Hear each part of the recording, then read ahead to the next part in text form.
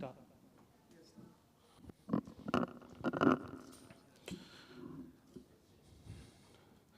أعوذ بالله من الشيطان الرجيم. بسم الله الرحمن الرحيم. ياسين والقرآن الحكيم إنك لمن المرسلين على صراط مستقيم تنزيل العزيز الرحيم لتنذر قوما ما أنذر آباؤهم فهم غافلون لقد حق القول على أكثرهم فهم لا يؤمنون إنا جعلنا في أعناقهم أغلالا فهي إلى الأذقان فهم مقمحون وجعلنا من بين أيديهم سدا ومن خلفهم سدا فأغشيناهم فهم لا يبصرون هو سواء عليهم أأنذرتهم أم لم تنذرهم لا يؤمنون إنما تنذر من اتبع الذكر وخشي الرحمن بالغيب فبشره بمغفرة وأجر كريم إنا نحن نحيي الموتى ونكتب ما قدموا وآثارهم وكل شيء أحصيناه في إمام مبين واضرب لهم مثلا أصحاب القرية إذ جاءها المرسلون إذ أرسلنا إليهم اثنين فكذبوهما فعززنا بثالث فقالوا إنا إليكم مرسلون قالوا ما أنتم إلا بشر مثلنا وما أنزل الرحمن من شيء إن أنتم إلا تكذبون قالوا ربنا يعلم إنا إليكم لمرسلون وما علينا إلا البلاغ المبين قالوا إنا تطيرنا بكم لئن لم تنتهوا لنرجمنكم وليمسنكم منا عذاب أليم قالوا طائركم معكم أئن ذكرتم بل أنتم قوم مسرفون وجاء من أقصى المدينة رجل يسعى قال يا قوم اتبعوا المرسلين اتبعوا من لا يسألكم أجرا وهم مهتدون وما لي لا أعبد الذي فطرني وإليه ترجعون أأتخذ من دونه آلهة إن يردني الرحمن بضر لا تغني عني شفاعتهم شيئا ولا ينقذون إني إذا لفي ضلال مبين إني آمنت بربكم فاسمعون قيل ادخل الجنة قال يا ليت قومي يعلمون بما غفر لي ربي وجعلني من المكرمين وما أنزلنا على قومه من بعده من جند من السماء وما كنا منزلين إن كانت إلا صيحة واحدة فإذا هم خامدون يا حسرة على العباد ما يأتيهم من رسول إلا كانوا به يستهزئون ألم يروا كم أهلكنا قبلهم من القرون أنهم إليهم لا يرجعون وإن كل لما جميع لدينا محضرون وآية لهم الأرض الميتة أحييناها وأخرجنا منها هبا فمنه يأكلون وجعلنا فيها جنات من نخيل وعناب وفجرنا فيها من العيون ليأكلوا من ثمره وما عملته أيديهم أفلا يشكرون سبحان الذي خلق الأزواج كلها مما تنبت الأرض ومن أنفسهم ومما لا يعلمون وآية لهم الليل نسلخ منه النهار فإذا هم مظلمون والشمس تجري لمستقر لها ذلك تقدير العزيز العليم والقمر قدرناه منازل حتى عاد كالعرجون القديم. لا الشمس ينبغي لها أن تدرك القمر ولا الليل سابق النهار وكل في فلك يسبحون. وآية لهم أنا حملنا ذريتهم في الفلك المشحون وخلقنا لهم من مثله ما يركبون. وإن نشأ نغرقهم فلا صريخ لهم ولا هم ينقذون إلا رحمة منا ومتاعا إلى حين. وإذا قيل لهم اتقوا ما بين أيديكم وما خلفكم لعلكم ترحمون وما تأتيهم من آية من آيات ربهم إلا كانوا عنها معرضين. وإذا قيل لهم أنفقوا مما رزقكم الله قال الذين كفروا للذين آمنوا أنطعم من لو يشاء الله أطعمه إن أنتم إلا في ضلال مبين. ويقولون متى هذا الوعد إن كنتم صادقين ما ينظرون إلا صيحة واحدة تأخذهم وهم يخصمون فلا يستطيعون توصية ولا إلى أهلهم يرجعون. ونفخ في الصور فإذا هم من الأجداث إلى ربهم ينسلون. قالوا يا ويلنا من بعثنا من مرقدنا هذا ما وعد الرحمن وصدق المرسلون. إن كانت إلا صيحة واحدة فإذا هم جميع لدينا محضرون. فاليوم لا تظلم نفس شيئا ولا تجزون إلا ما كنتم تعملون. إن أصحاب الجنة اليوم في شغل فاكهون هم وأزواجهم في ظلال على الأرائك متكئون لهم فيها فاكهة ولهم ما يدعون. سلام قولا من رب رحيم. وامتازوا اليوم أيها المجرمون.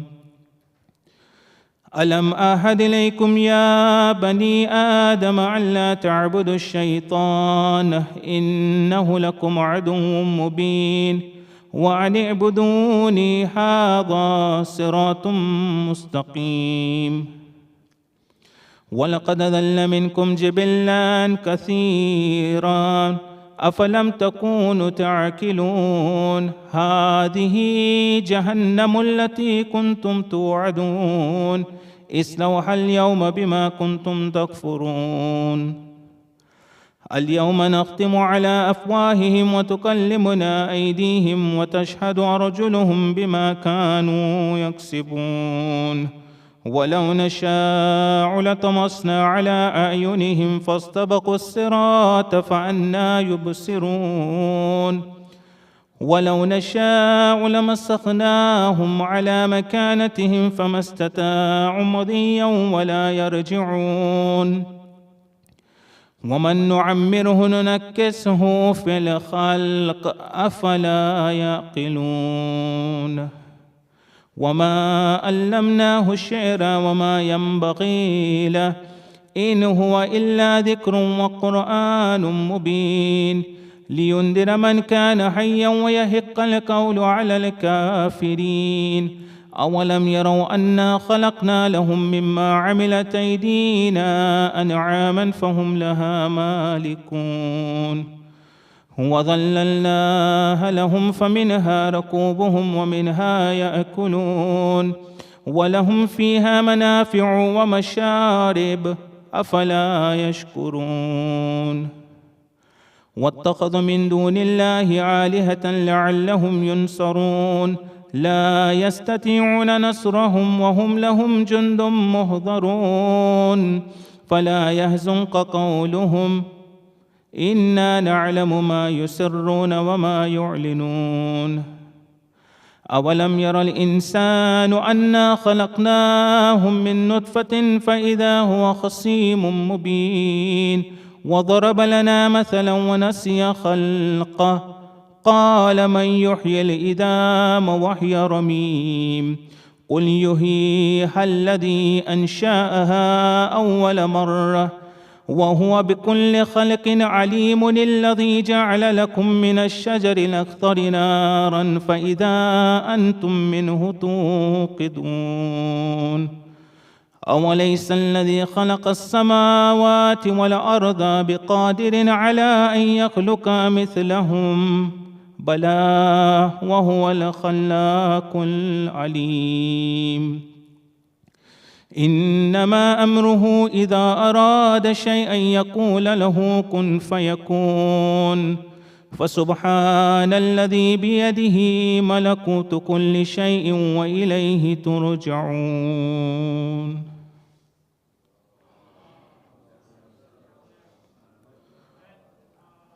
الفاتحة.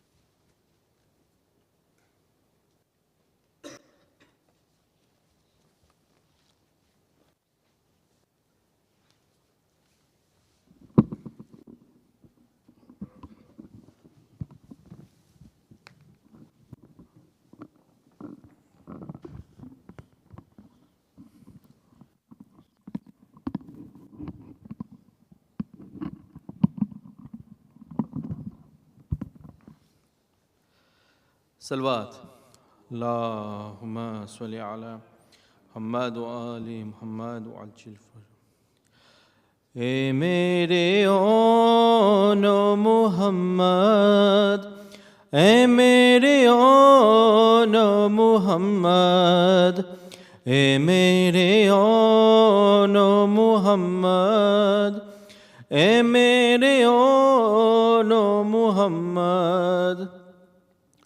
मुझे खबर है कि प्यासे बहुत हो तुम मेरे बेटे, मगर तुम्हारी निगाहें ना जाए दरिया किनारे, तुम्हें पिलाएगी पानी माँ फातिमा लबे कौसर।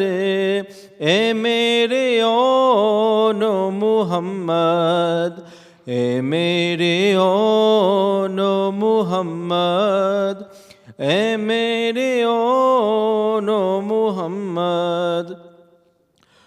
तुम्हें खबर है कि मामू बहुत ज़ईफ़ है तेरे, सुबह से लेके अभी तक उन्होंने लाशें उठाए। घिरो जोजी से तो कहना फ़कत सलाम दिलावर। ए मेरे ओनो मुहम्मद, ए मेरे ओनो मुहम्मद, ए मेरे ओनो मुहम्मद, ए मेरे ओनो मुहम्मद, ए मेरे ओनो मुहम्मद। तुम्हारे मामू के रिश्ते में जिस तरह से है दिलबर, अदब वफा और मुहब्बत वो आए तुझ में सिमट कर। ये याद हो के हो दोनों एक दूसरे के बिरादर। ए मेरे ओनो मुहम्मद, ए मेरे ओनो मुहम्मद, ए मेरे ओनो मुहम्मद। पुकारे नो मोहम्मद, कलाम माँ का ये सुनकर ना शर्म आएगी तुमको, ना खौफ कर हाय मादर, हम इस तरह से लड़ेंगे के खुद कहेंगे ये हैदर। ए मेरे ओनो मुहम्मद, ए मेरे ओनो मुहम्मद, ए मेरे ओनो मुहम्मद। थे दिन के वो है ये प्यासे, लड़े तो कितने लड़ेंगे, हर एक तरफ से था हमला, वो घिर के रेत पाए, घिरे ये दोनों तो ज़ैनब, रखा था सजदे ये में सर।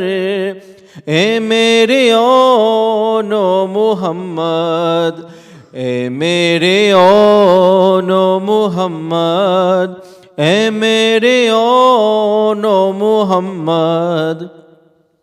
संभल न पाई न दिल को ज़ैनब जो पहुंची यू घर में, नन्हे मुसल्ले को चूमे, कभी वो चूमे खिलौने, खामोश घर में अकेली पुकारी माँ ये सिसक कर। ए मेरे ओनो मुहम्मद, ए मेरे ओनो मुहम्मद, ए मेरे ओनो मुहम्मद। सलवात।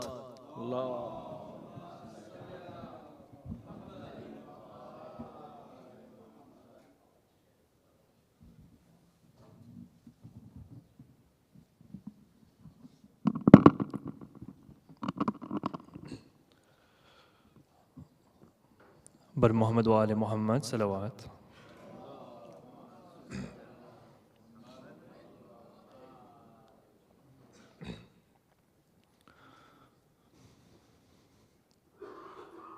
कब्र असग़र की बनाने में बहुत देर लगी, कब्र असग़र की बनाने में बहुत देर लगी। शह को एक चांद छुपाने में बहुत देर लगी है, कब्र असग़र की बनाने में बहुत देर लगी। कुछ कदम दूर है बाजार से दरबार, मगर कुछ कदम दूर है बाजार से दरबार, मगर फिर भी शहज़ादी को आने में बहुत देर लगी है, कब्र असग़र की बनाने में बहुत देर लगी। शहन हर लाश को जल्दी से उठाया, लेकिन शहन हर लाश को जल्दी से उठाया, लेकिन लाश अकबर की उठाने में बहुत देर लगी है। कब्र असग़र की बनाने में बहुत देर लगी। अरे टुकड़े चुनते हुए कासिम के, कहाँ मौला ने हाय अफसोस कटाने में बहुत देर लगी। कब्र असग़र की बनाने में बहुत देर लगी। अरे करबला जाके तकल्लुम ने यही पूछा था। करबला जाके तकल्लुम ने यही पूछा था। मुझको सरकार बुलाने में बहुत देर लगी। कब्र असग़र की बनाने में बहुत देर लगी। शह को एक चांद, शह को एक चांद छुपाने में बहुत देर लगी है। कब्र असग़र की बनाने में बहुत देर लगी। पर मोहम्मद व आले मोहम्मद सल्लल्लाहु।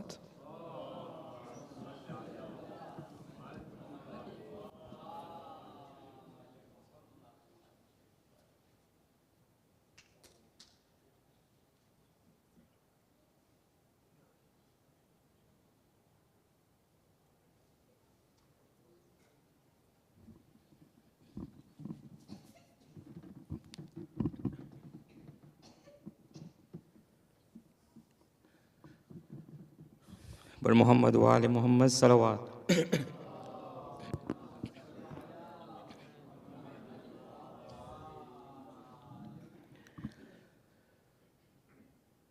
मैं हूँ शबीर का कंबर या अब्बास, मैं हूँ अब्बास दिलावर या अब्बास। मैं गुलाम अली अकबर ओनो मुहम्मद ओनो मुहम्मद ओनो मुहम्मद ओनो मुहम्मद। मैं हूँ अली का बेटा, ज़ैनब की ये पिसर है। मैं हूँ अली की धड़कन, ज़ैनब का ये जिगर है। मैं हूँ शबीर का नौकर, मैं गुलामे अली अकबर ओनो मुहम्मद ओनो मुहम्मद हाय ओनो मुहम्मद ओनो मुहम्मद। बाबा ने इनके से मेरी बहन को सौंपा, ये दोनों शाहज़ादे शबीर का है सदका। घर से निकले है ये कहकर, मैं गुलामे Ali Akbar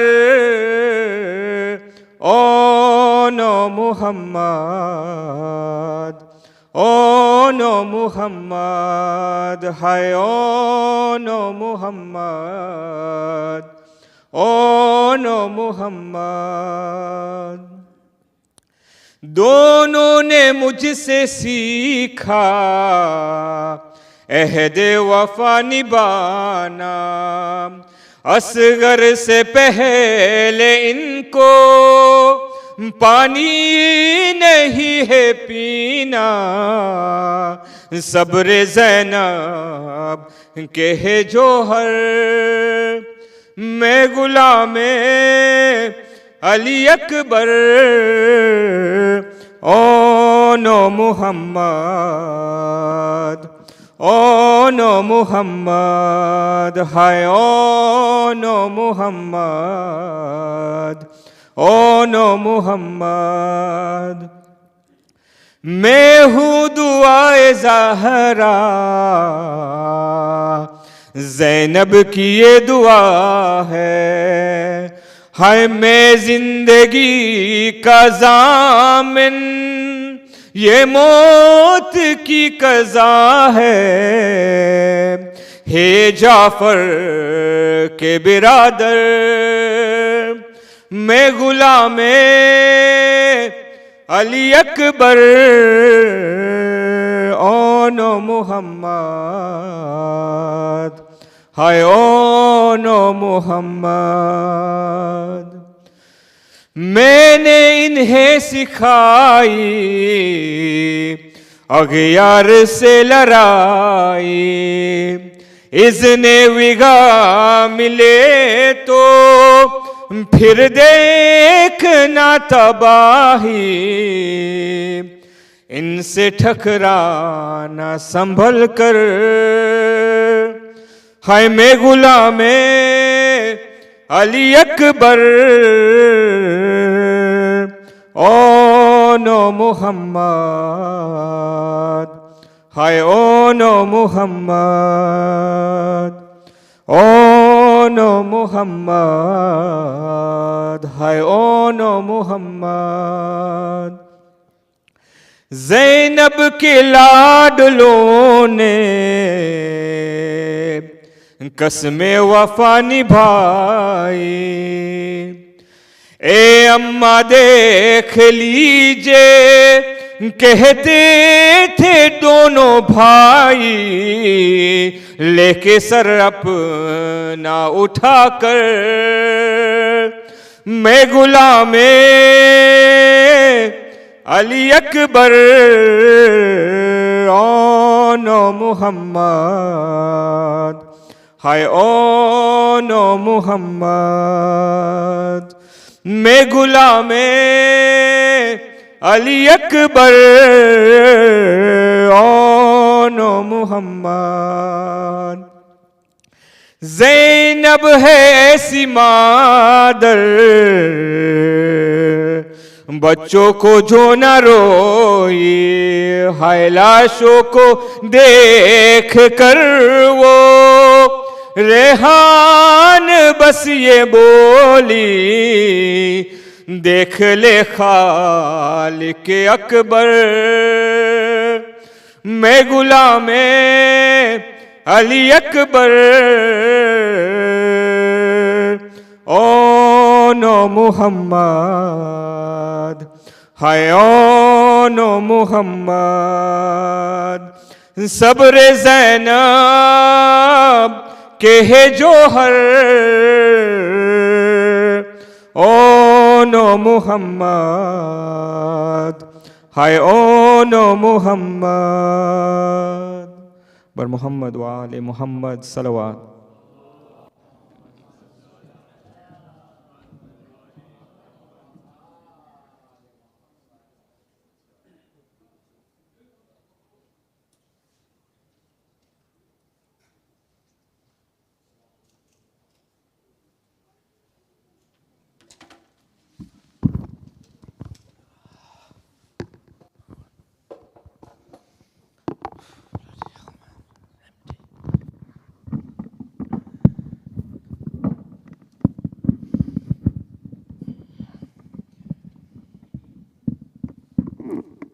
My dear elders, brothers and sisters, Assalamu alaikum.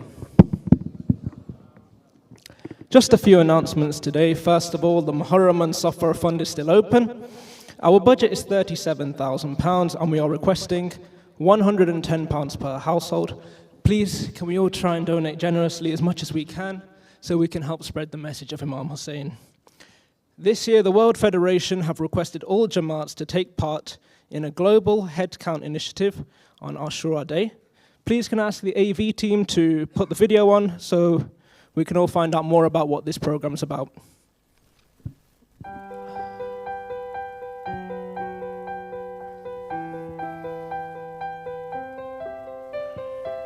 Our rapidly changing world, accurate and comprehensive data is a fundamental guide to decision-making and precise resource allocation. The World Federation Global Census Project aims to collect accurate and reliable data from all regions to get closer to the vision of preparing a global generational plan. The headcount exercise will be a stepping stone towards the World Federation Global Census, which will run across all federations on the day of Ashura, the 10th of Muharram. This initiative will involve all individuals attending their respective centers, both male and female, and across all age groups. It will take place on the same day across all of our Jamaats globally. The initiative will help to provide baseline data for the team, which will enable accurate planning and resource allocation. As a member, you will receive a blank card from a volunteer as you enter your center. There will be a table with boxes labeled according to age group, and you will place your card into the box that corresponds with your age group. During this, you need not write or provide any details on the card. The success of the World Federation Headcount Initiative relies on the participation of individuals like you. Together, we can make a significant difference in shaping a better future for all. This is an opportunity for us to come together to build a brighter future for generations to come. So let us make history, one person at a time, as we embark on this remarkable journey. Be a part of something extraordinary. Be a part of the World Federation Headcount Initiative.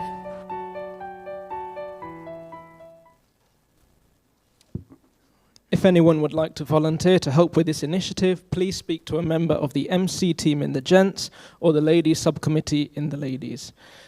Just another small announcement, a message went out today about the gift aid. If anyone hasn't done that yet, please can you fill it out? It will really help the community in the long run. Finally, tonight's program is sponsored for the following marhumin. Please can we recite Surah Al-Fatiha for them?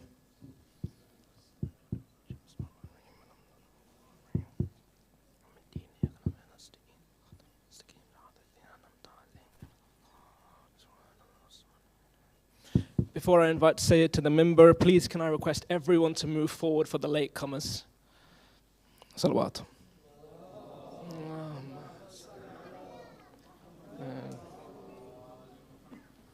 Thank you. And finally, please can we invite Syed Abdulla to the mimbar with 3 loud salawats.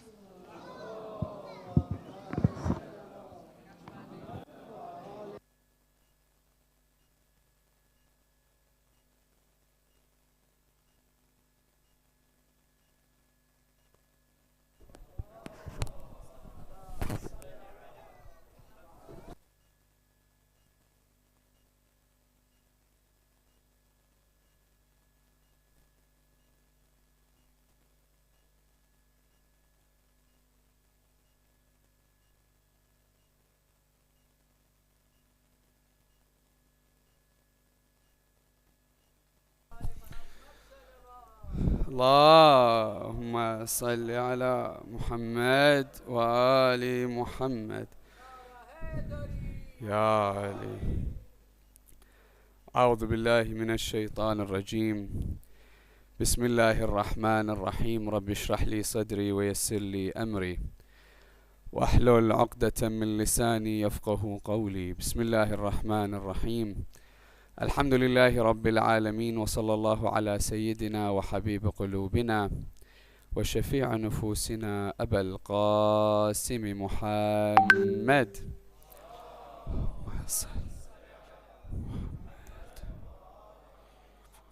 وعلى آل بيته الطيبين الطاهرين المعصومين، لا سيما بقية الله روحي وأرواح العالمين لتراب مقدمه الفداء.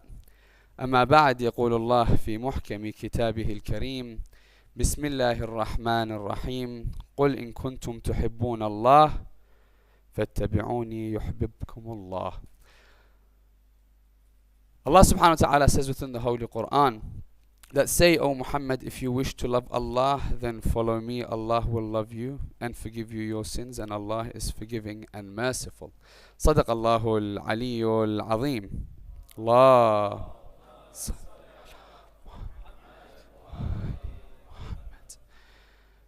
Tonight, inshallah, in honor of those that we commemorate on this tragic occasion, we want to isolate tonight to talk about 3 things: love, beauty, and Zainab. And we can see that there is a connection without a shadow of doubt between all 3. But in order for us to understand Zainab, we need to first understand the concept of love that we have, as well as the concept of beauty. And by the end of the lecture tonight, we're going to analyze that particular statement that resonates throughout time, in which she states, "Ma ra'aytu illa jamila." So inshallah, the way that we're going to look into this particular perspective, and one which is of the utmost importance, is the fact that Sayyidah Zainab alayha afdal as-salatu was-salam, many of us would look at Zainab within Karbala, saying that Zainab's life, as we understand it, is what occurred in Karbala and the aftermath therein. When we look at Zainab, speak about Zainab, we speak about Zainab, the mountain of patience. We speak about Zainab, the one that sacrificed for Allah subhanahu wa ta'ala.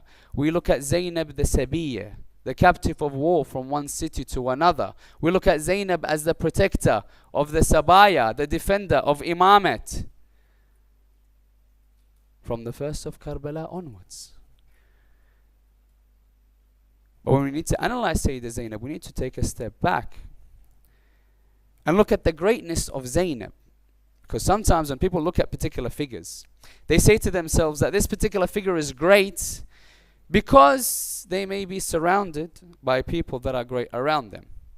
And they would come forward and say the greatness of Sayyidah Zainab can be attributed to the fact that her grandfather was none other than Rasulullah, that her father was Amir al-Mu'mineen Ali ibn Abi Talib, her mother Fatima al-Zahra, that she was a sister to 2 imams, not just one. So looking at that particular equation, that in itself should tell us that a personality that comes out of this particular household, having the grandfather as the Prophet of God, mother and father the greatest after the Prophet in creation, their mother being the greatest lady ever to walk this earth, and she's the sister to two of Allah's Imams, surely she can be great.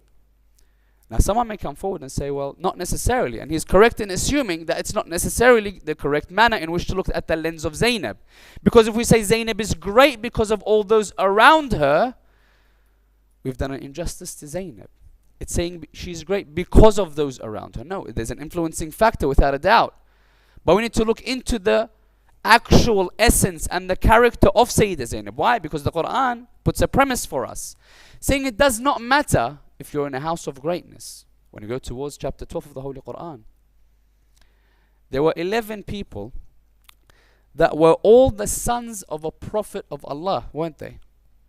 And they were all the brother or the brothers of another prophet of Allah, as in the brothers of Yusuf. What happened?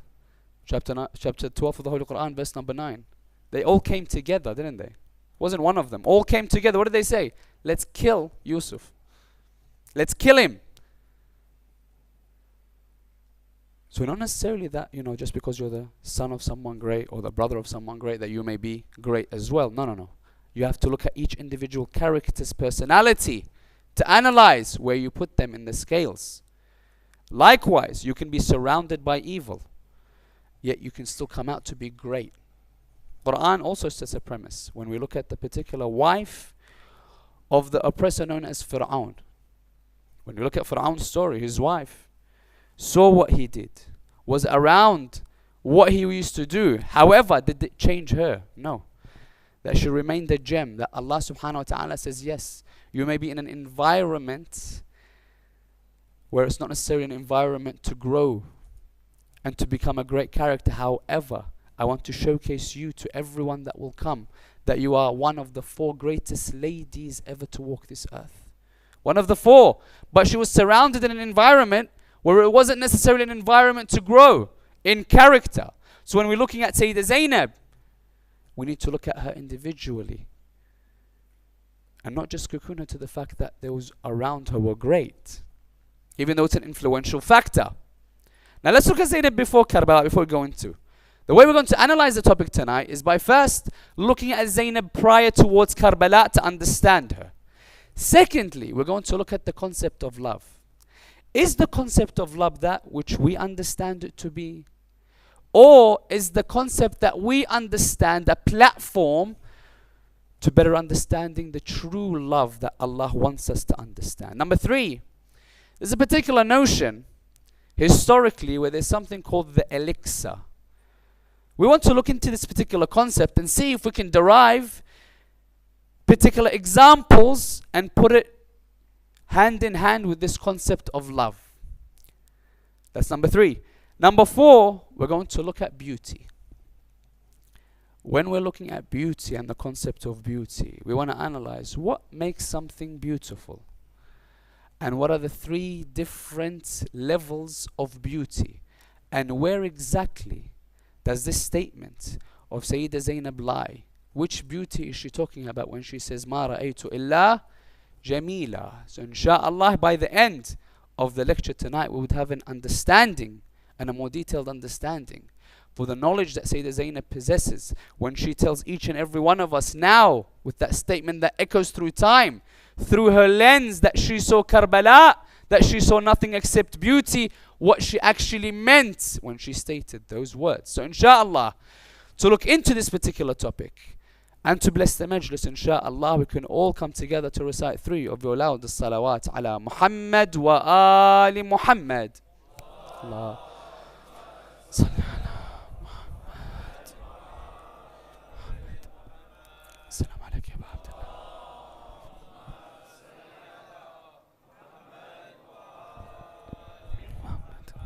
Assalamu alaikum ya Abdulla.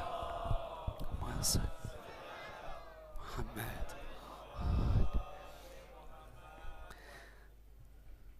The glimpses of the greatness of Zainab can be seen at a very young age, whereby we have the examples that are given, showcasing to us how much Sayyidah Zainab had knowledge at a young age, in which Amir al-Mu'mineen, the tradition would say Fatima al-Zahra was under the age of, Fatima Zahra has passed away and Zainab was under the age of 5.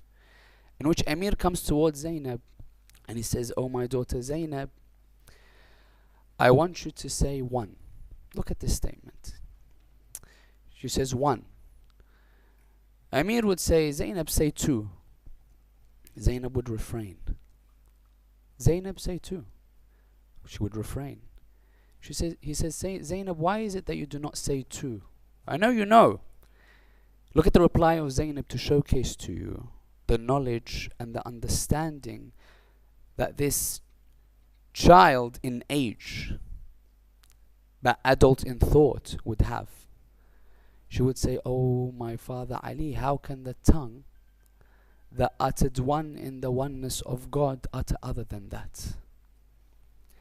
Now if Zainab had that aspect of Tawheed on her tongue, what did she have in her heart? Of love towards Allah. Zainab would come to Amir al-Mu'mineen, "Oh my father Ali, do you love us?" Amir would look at her saying, "Yes, of course." She says, "Oh my father Ali, isn't love exclusive to God?" Amir would smile. He says, "My daughter, yes, but it's because Allah has told me to love you, therefore I show you this love." That's the understanding that Zainab would have at such a young age, showcasing to us that before Karbala, she would know exactly what beauty was prior to coming into the plains of Karbala. When we look into this perspective, someone will ask, then okay, if we understand Zainab had love for Allah subhanahu wa ta'ala, can we elaborate on this particular concept of love through Islamic thought? Because many of us, when we bring forward this concept of love, we say love, many of us would think the romantic love that a person has with their spouse, a person would have with their crush, a person would have for someone that they've just been engaged to or wanting to go towards marriage. This is often the understanding that people will have towards love. But we're not looking at that particular angle of love, even though we're using it as a platform. The love we're talking about is going to be something greater. But the understanding how we're going to use that as a platform is very interesting. As in many of the mystics, when they come towards learning about mysticism, as an example, they would tell everyone as a prerequisite, if you've never been in love in your life, do not attend our class. Why? In order for me to explain to you the connection you should have between you and Allah, I need you first to experience that faculty that Allah placed in each and every one of you. To experience yearning for the attention of someone, yearning to be around or in the presence of that person that you so-called love in our understanding. The concept of love is one which is so powerful where we begin to understand that if you love someone, let's look at the romantic love. When you love them, you are prepared if you come home from a long day at work to be in their presence, to speak to them, to be around them, to listen to them, at least in the early ages of marriage or engagement. The understanding is when you're in that period when you're getting to know each other, where love is thriving, romance is there, that if she calls you at 4 a.m. in the morning, that's not going to make you tired to wake up. You're waiting for that call and you'll spend hours and hours on that phone. Your parents will be looking at you, who are you speaking to so long? At night or the early hours of the morning. And they already know. But the understanding is it doesn't make you tired. And when that time goes by, you're thinking, where did that time go? I didn't even feel it. Why? Because you're in that particular higher level of compassion and love with that person that you love in a worldly love. But when we understand this, and we understand if you love someone, you are prepared to give up your rest, give up your time, give up your sleep. Many of us, especially when trying to get to know someone on a romantic level, the way that you think about it, it's either that person or I'm not getting married, or it's either that particular person or Baba, no way, only him. The way that we think about it, that sometimes if we don't get what we want, you're not eating, you're not sleeping, you're not drinking, it may affect your health. Because there's something in your mind. How many of us can say that without a doubt that we've had that connection with Allah subhanahu wa ta'ala? Love. Allah has instilled the faculty in everyone, but it comes under different faces. You think that that love that you have is for someone else, but Allah's showing you, no, that's just a different face. I want you to experience that, because I want you to utilize it when you find me to be your ultimate love. You want to spend time with your loved one. If you truly loved Allah, you'd wake up at night to spend time with Him as well. Not in front of people to showcase your love. No, you want to be private with Allah subhanahu wa ta'ala. That's why Salat al-Layl is such a high regard. Just you and your beloved. When we look at love in a materialistic sense, many of us would think, growing up, let's say, as a child, their love or that thing that they are inclined towards, maybe a toy that they like, and they think, I want that toy and nothing else. That's what they think that would make them happy, sustained, sufficed, complete, if they had that toy. As soon as they get in contact with that toy, I don't want that toy anymore. As you grow older, it might be a bike or a doll, as we're speaking to the ladies. Or as you get older and older, things will change. Might be a car, might be a position, might. And you're saving up and you're exerting energy to get that thing that you want. And you're striving towards it out of what you think is love and desire for that thing. But as soon as you're in contact with that thing, you're like, it's not what I wanted. I don't have that feeling of completion that I thought that I might have. Because the love that we are thinking of is the one whereby we think to ourselves, that is something I like, I want that. That's another thing that I like, I want that. That's a selfish type of love. That you want something for yourself. Look at how we can twist the balance within our minds. When you say to yourself, I love something, ask yourself, is it something that I want for myself? Because that's not true love. Then what's true love from the books?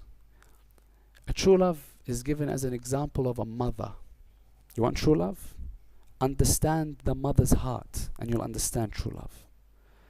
You want to understand the love between you and Allah that's supposed to be there? Understand the love of a mother. How? Imam Zayn al-Abidin says it in Risalat al-Huquq. Go and read the right of the mother. He says, know that she gave you from the fruit of her heart that which no one gives anyone. Your mother gave you from the fruit of her heart that which no one gives anyone. That, look where love comes into perspective. That she was happy to be in the sun as long as you're in the shade. She is happy to be bare as long as you have clothes. She is happy to be thirsty as long as you are quenched. She is happy to go hungry as long as you are fed. She will protect you with all her organs. The understanding there is what? Of the utmost importance. Is that she doesn't say, I want you for me. She's saying, I want me for you. Oh Allah, we say, give me, give me, give me. That's the connection you think that is the best connection with Allah. Allah, give, give, give. Or do you look at the love through Karbala? Oh Allah, take, take, take. Until you're sufficed. Do you see the difference? When we look at love and we say to you, oh Allah, I ask from you and I ask. It's not wrong. Not wrong without any problems. You can say Allah is the provider. But you want to have that hierarchy of love between you and Allah. Say, oh Allah, how do you want me to be? Please make me how you want me to be. And I want to come towards you, oh Allah. Doesn't matter what anyone else around me wants. It's what you want, oh Allah. That's when Rasulullah would state, لو سلك علي وادي.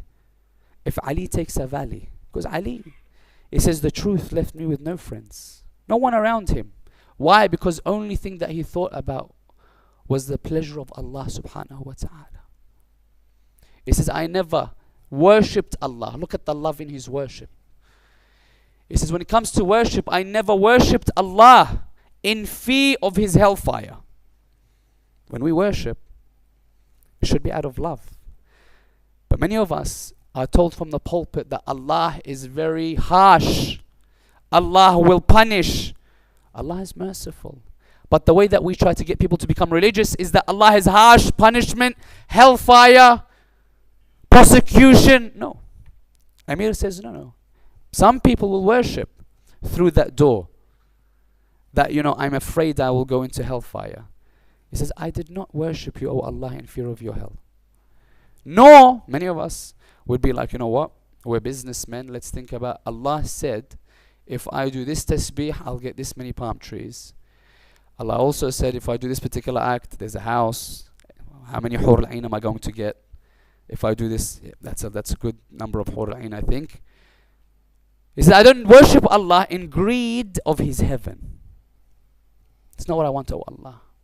I found you, O Allah, worthy to be worshipped, and I worshipped you. And that's why when we hold on to the rope of Amir al-Mu'mineen, Rasul says, if Ali takes a valley, know very well, if the rest of the world take another valley, don't look at the quantity, look at the quality in Ali ibn Abi Talib. Salawat. Allah.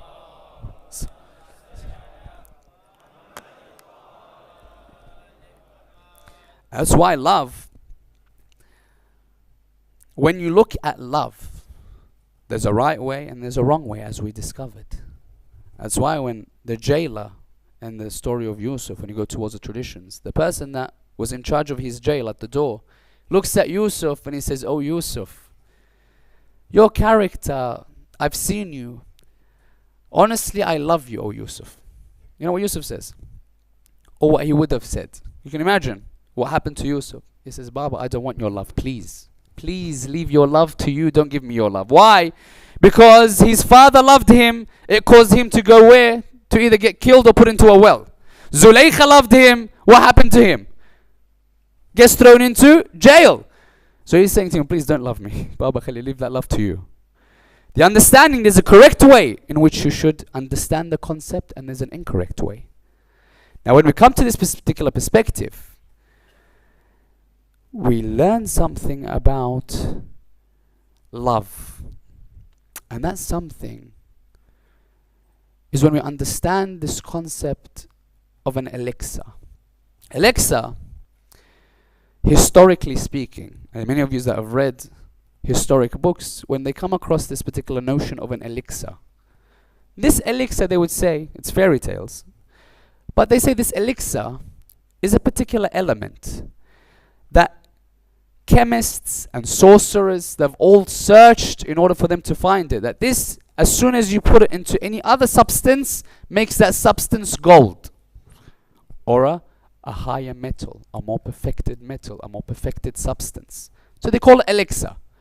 Then they go towards these people that speak about the elixir. They say, oh, we understand that there's no such thing as an elixir that exists, that you place it onto a metal and it becomes gold or a higher version of itself. But can you tell us what would, if the elixir would be present, what would the characteristics of this elixir be? They would say it would have 3 characteristics. 3. What's the characteristics? They say the first characteristic is that upon touching, it begins to burn. Upon contact, it begins to burn. He says, what's the second? He says, once you place those 2 substances together, without a doubt, they will mix and intertwine within each other. Number 3, it says it will change the substance from something that was nothing, going nowhere, to a substance that is valued and treasured. That's an elixir. So something that you become in contact with, it burns. When it touches you, it mixes within you. And at the end, it changes you. Now let's not look at the elixir. Let's look at the concept of the elixir and use the metaphor to be the elixir of love. That love, upon contact, causes you to burn. Upon contact, once you've burned, it becomes part and parcel of you. It begins mixing within you. And when it mixes, it changes you from something lesser to something greater. Let's take that example. Now, when we look at the first concept of love, we understand it can't be, because it doesn't really change you. Sometimes it mixes, but it doesn't completely mix. It comes out of your heart, that particular love, the worldly love, let's say. So what upon contact burns, then mixes, then perfects you? Let's think about that. I'll bring you 4 letters, and you tell me if it's not true. Husayn. Upon contact, what does the Imam say? Whomever hears the tragedy of Husayn, there is a fire within their hearts that will never be extinguished. If you follow this man, what does the Ahl al-Bayt say in their traditions? Shi'atuna, those that have followed our path, have been made خُلِقُوا مِنْ فَاضِلِ طِينَتِنَا, that they are created from our clay, وَأُجِنُوا, and they are mixed with the water of wilayah. Mixed with the water of wilayah. And how many of us can say that once we've taken Husayn and that flame and made it part and parcel of ourselves, how we have changed? Let's take the example of Hur. Hur, historically speaking, could have been the worst of the worst. Worst. That the traditions tell us what? The traditions tell us that Allah will forgive everyone except the killers of Abdulla. So that means he's at the lowest level of hellfire. He comes towards Husayn. Oh Husayn, breathe on me with some of your love. From the pits of hellfire, where did it go? To the heights of heaven. Upon what? Upon contact with Abu Abdullah. When we understand this, the verse in question that we stated earlier, O you who claim to love Allah, the path towards Him is that you love Rasulullah. And what does Rasulullah says? He says, I am from Husayn, and Husayn is from me. أحب الله من أحب Husayn. Allah loves whom loves Husayn. And that's why when we understand the next level, once we've understood this particular concept, that Allah tells us through His Prophet, look at this perfection, let's say. He says to us through His Prophet, the Abdi, come close towards me through your fara'id. You really want to get close to Allah, want Allah to love you. He says, you want to come close? There's nothing more beloved to me than praying to me. Imagine when you wake up for salat, and salat al-layl especially, that nothing else matters. Allah says that the people in heaven see you, if you're praying salat al-layl, like we're looking at the sky and see the stars. That's how they see you. That it's just you and Allah, no one else. Private, the lover and the beloved. He says, if you come towards me in salat, come towards me until I love you. Now what do we say? The love of Allah is something different. We all claim to love Allah, but we want Allah's love to shower on us. Then it has its effects. How? Allah says what? He says, when you come towards me, keep coming until I love you. When I love you, what happens? That love becomes part and parcel of each and every one of us to such a level that He says, Allah, until, if I love you, until I become the ease that you hear with. I become the eyes that you see with. I become the tongue that you speak with, and I become those hands that you act with. Now when someone comes and says that you're intertwined with the love of Allah to such a fact that your senses manifest Allah subhanahu wa ta'ala. When we look at Karbala, we take the example of Zainab. How? Every part of her action becomes godly. Because Allah loves her. She becomes godly in every aspect. Examples. We look at the first example. Let's look at her knowledge. It's godly.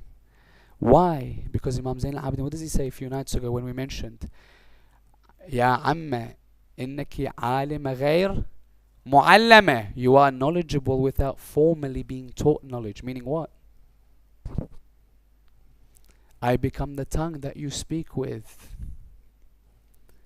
When she comes forward, and you begin to realize, when we come towards the khutbah al-Fatimiyya, as many of us call it Fadak, that khutbah of Fatima al-Zahra in the Masjid, when we look it up, you'll see how long that particular khutbah is. That if you want to listen to it, it might take you 20 to half an hour. You know, one of the narrators was a 4-year-old Zainab. A 4-year-old Zainab. Knowledge.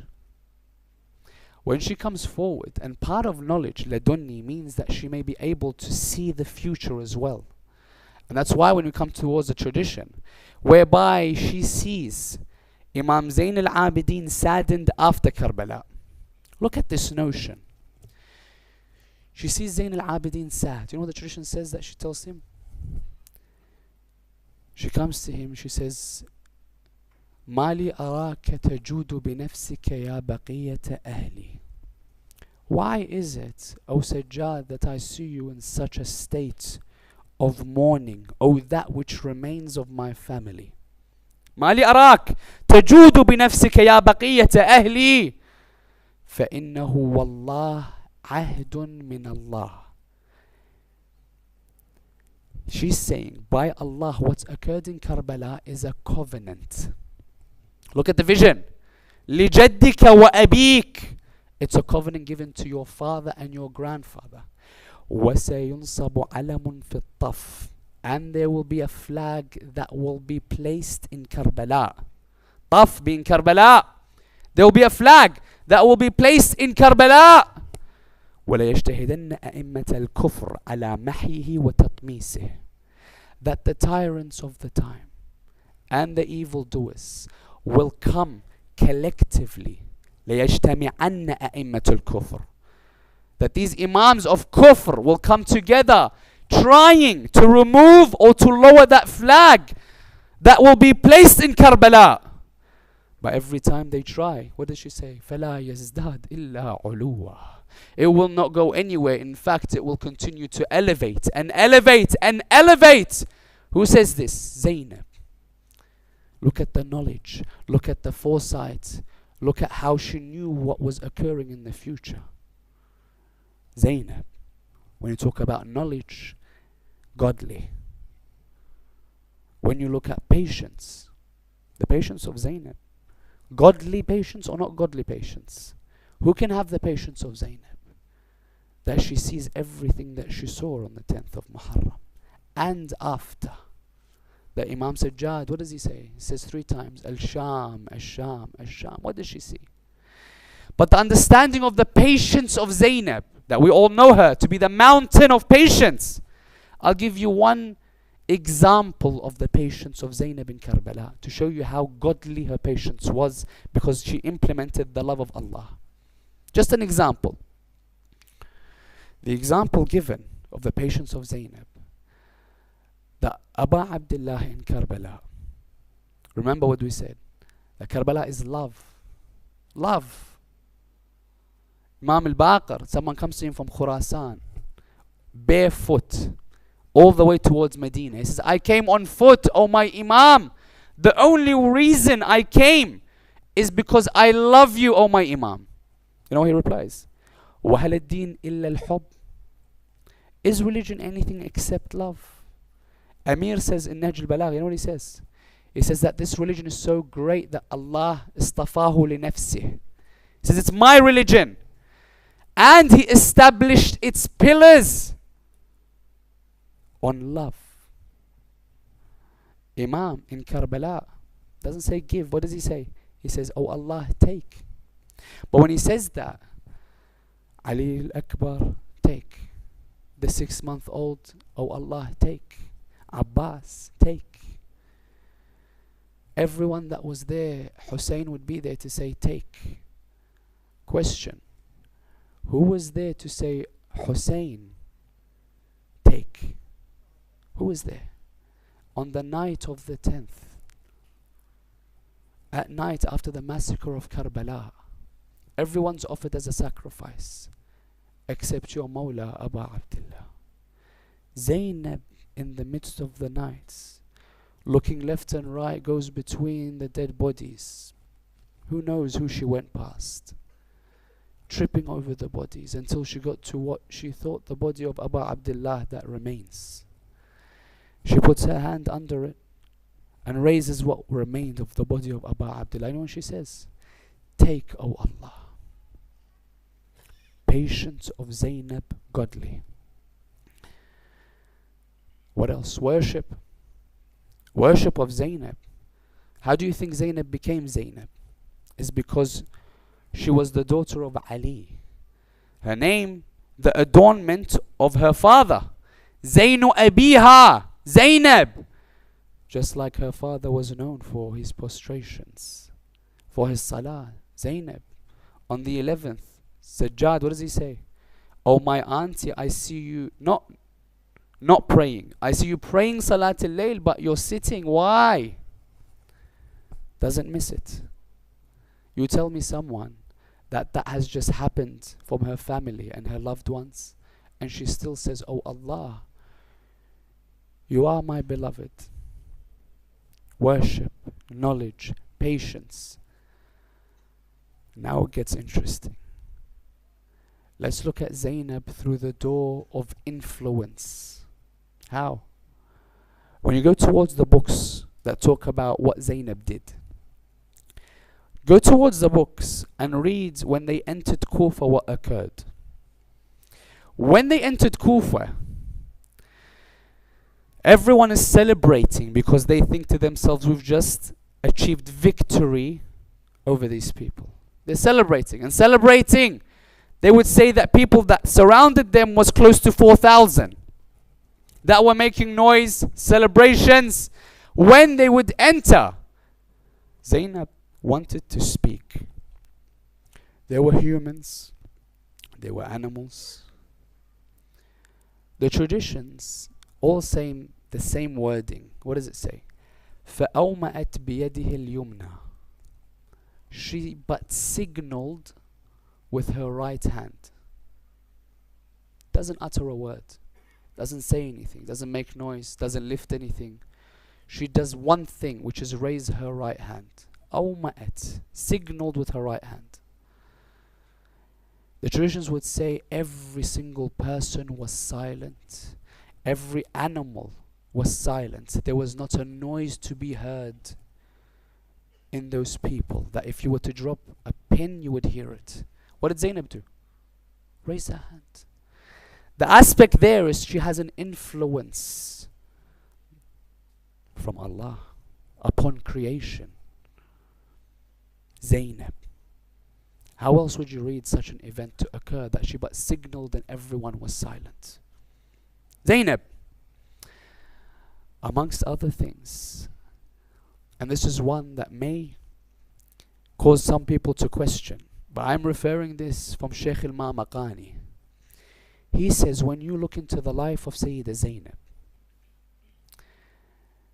when you look at the life and you look at that period between the death of Abu Abdullah and the sickness of Imam Sajjad, he says, Shaykh Ma'maqani says, it's only standing to reason that we can say that Zainab without a doubt was given from Husayn a portion of the weight of imamate to carry the message, the protector, the one which will safeguard this message of Islam.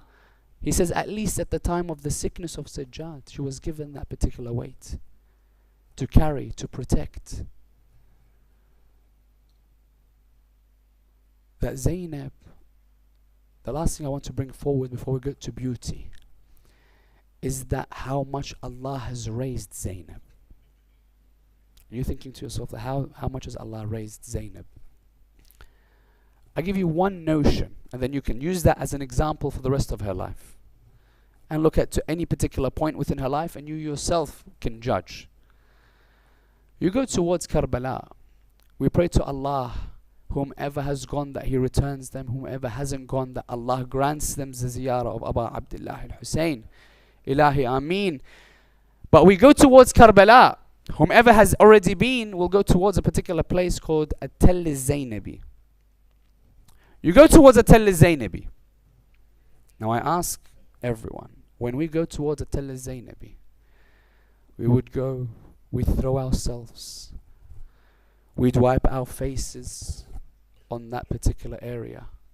We'd use our cloths to use for tabarruk, to say that we came to this, oh Allah, in honor of this place, grant me. What was that place that me and the scholars and the people that are greater in religion come and put their cheeks on that sand? What was it? What was it? It was a place that Zainab honored by placing her foot on top of it. Allah raises it as a Tall al-Zainabi. Use that as a guide. So when she comes forward and says that statement, مَا رَأَيْتُ إِلَّا جَمِيلًا, when we analyze the statement, we need to analyze first and foremost the person that is saying that statement to be this person that we just analyzed. When we analyze this, we look at three different notions of what she could have meant. The first notion, when we look at beauty, Jamal in Arabic, means انجذاب الروح إلى الكمال, meaning the attraction of one's soul to completion or to perfection. Give you a materialistic example. In architecture, they have this understanding of the golden ratio, meaning when you're building something, when you're looking towards it, if it has a particular dimension, a particular balance, a particular aesthetic quality, color, etc., there is a particular ratio that is very appealing, that you are drawn towards it. Likewise, Allah subhanahu wa ta'ala, if we were to look at beauty from the other gender, let's say, Allah has created everyone with the same placement of the two eyes, the nose and the mouth. However, you'll find that many of us will find the proportions to be indicative of what we deem to be beautiful, and from another person deeming something else beautiful. So on a physical front, there could be different understandings physically and materialistically about what is beautiful. A person might like a particular sports car in a particular color. Another person could look at a sports car and say to themselves, well, I don't really find that nice at all. Beauty, subjective in the materialistic sense. That particular portion, they say that she might have meant beauty in the sense, انجذاب الروح إلى الكمال, in the sense that when they looked towards Karbala, they saw elements where she found beautiful. Example, they would say that when Zainab would look at the notion of what Abu Abdullah did on the outside, she found it beautiful. How?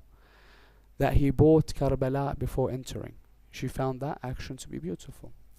She might have looked towards Abu Abdullah at the night when he was picking up those thorns.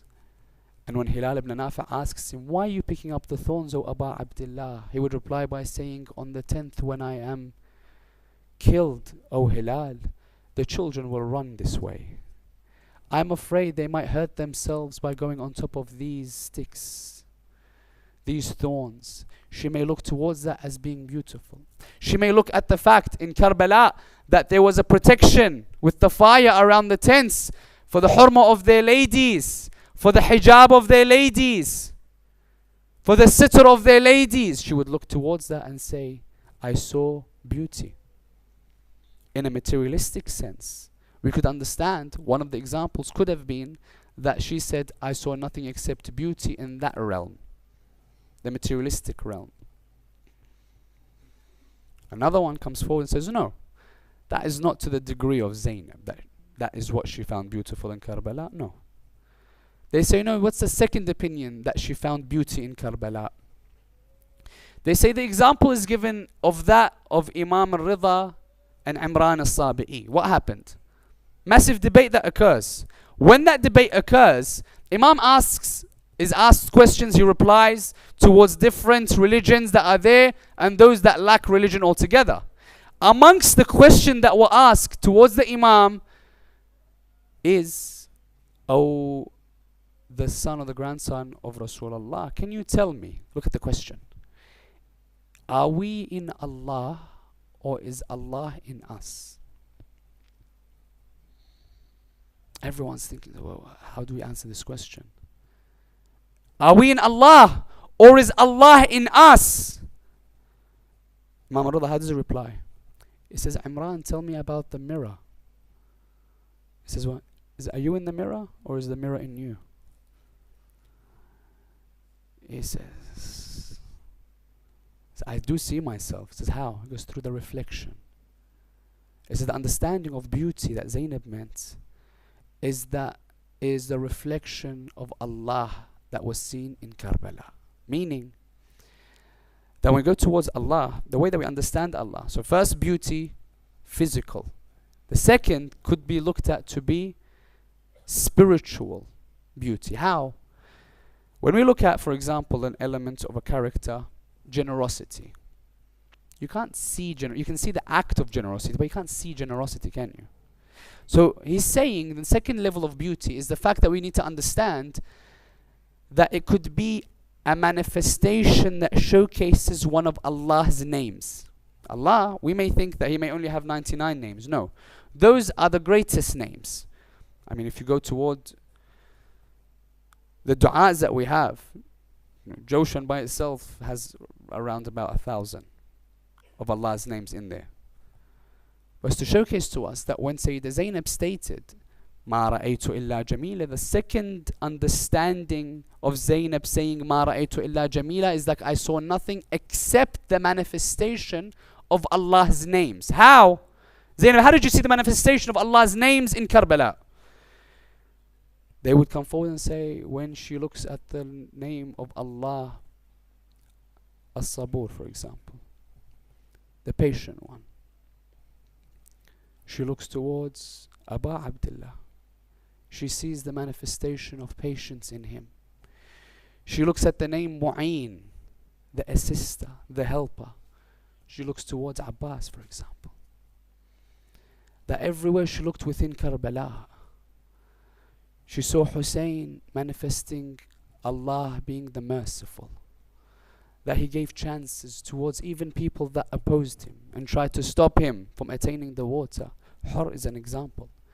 So the second understanding, when we go towards that tradition saying that what did she mean when she said I saw nothing but beauty, is that she saw nothing except the manifestations of Allah's names in Karbala. Which takes us to the third one.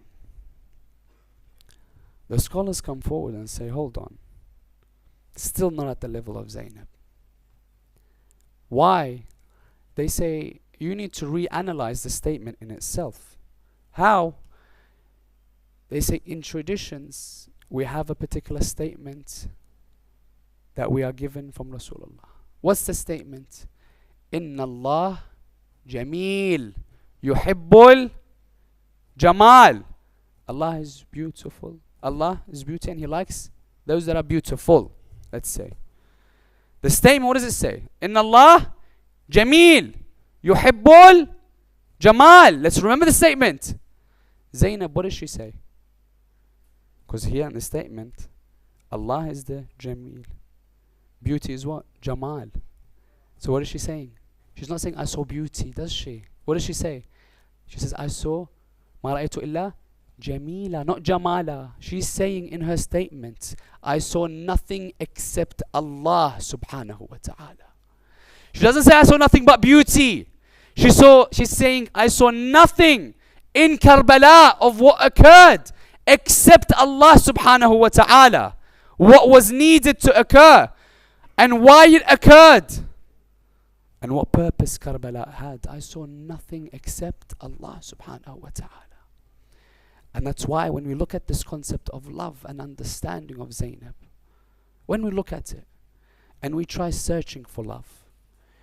We go towards, as we stated, thinking that we want to attain love. We go towards these toys, bikes, cars. Could be a position. We're not sufficed. We're not quenched. We look for things that we think we love in the other gender, positions, wealth, houses. We search, we gain it. We're not content. We're not sufficed. Why? Because that water that we're drinking from is a salty water.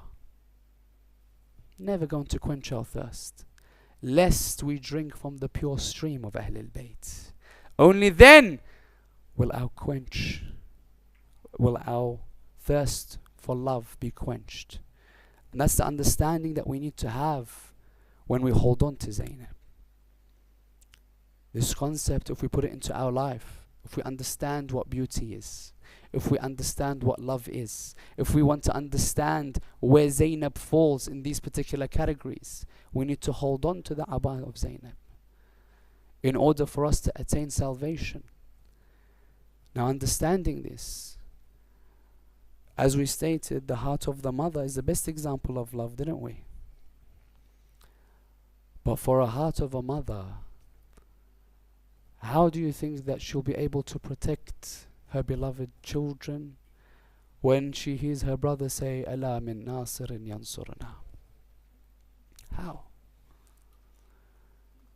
When a heart of a mother saying, "I raised you, I suckled you, I saw you taking your first steps," I'm thinking in my mind,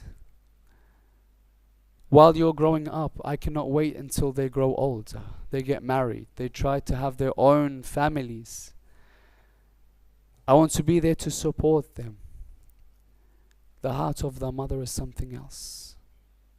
And that's why when Zainab sees Aba Abdullah, remember, don't give, take, O Aba Abdullah, take. She says to Awn and Muhammad, "My dear children, your uncle's asking for assistance, and you stay still here. Go and assist your uncle, oh my dear sons." You know what the traditions say about these two young boys? They would say that the clothes that Zainab put on them didn't even fit them. Imagine these two children going, seeing their uncle saying, "Is there no supporters to support us?" How little there are to defend the family of Rasulullah. Imagine looking at these two children, looking at the shadow of the army in front of them and not having any fear because all they thought was the love of Aba Abdullah.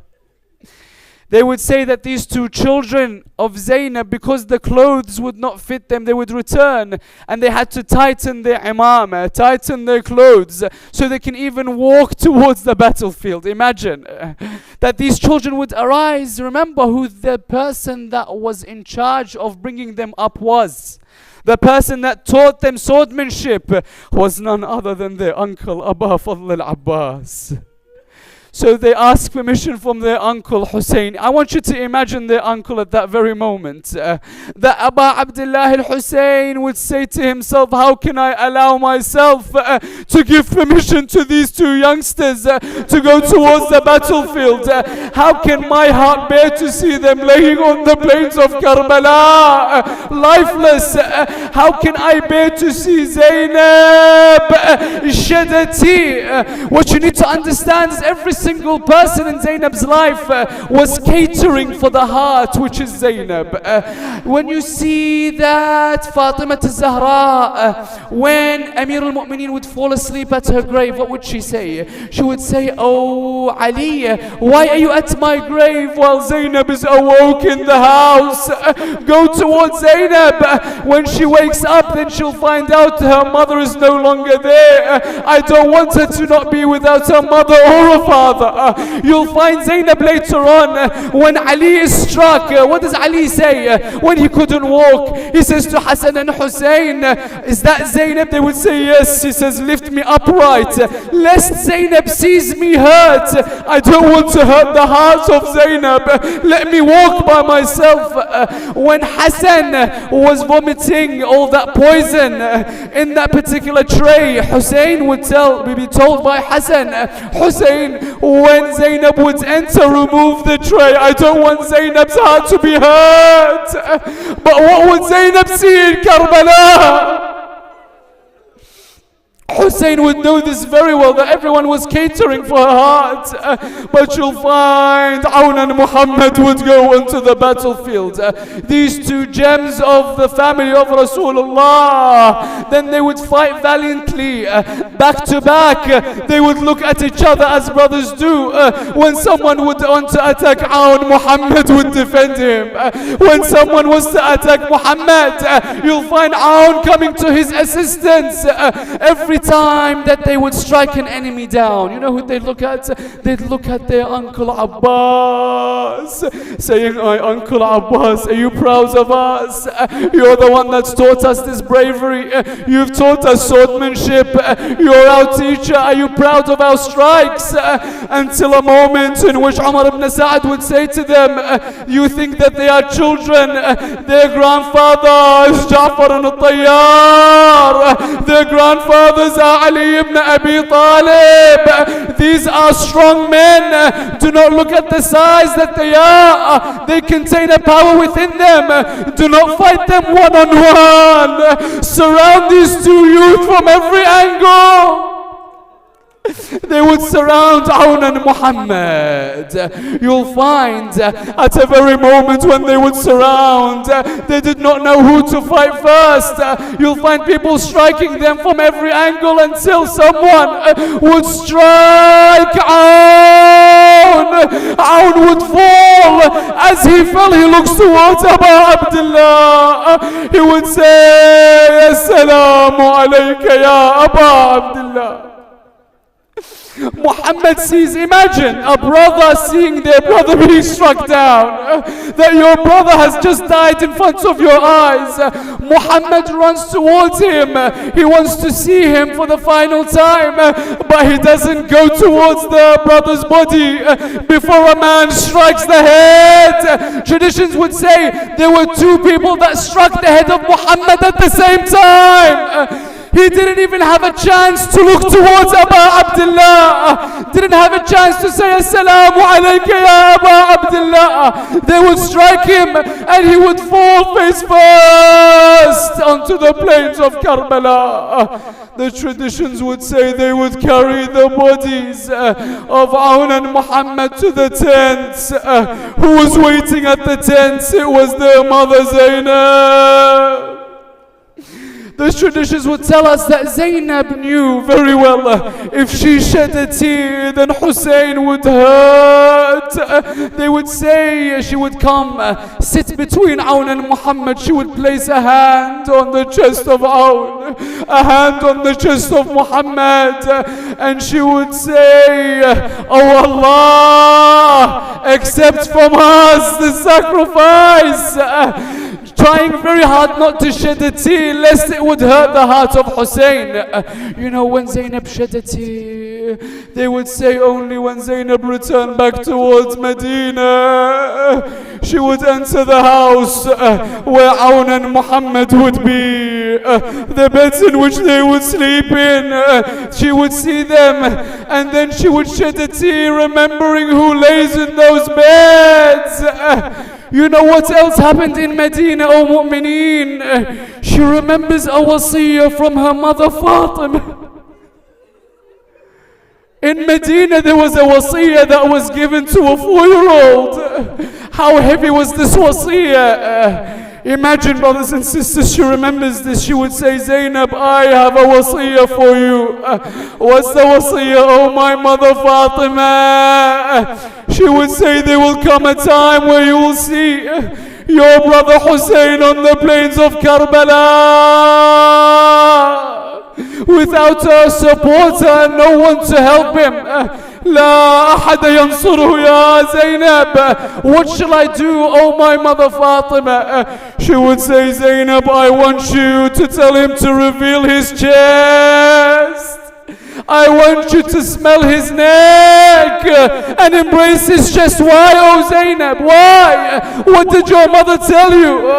It's as if Fatima would tell her that neck would be severed that chest of Zainab will be trampled on by the hooves. Inna lillahi wa inna ilayhi raji'un.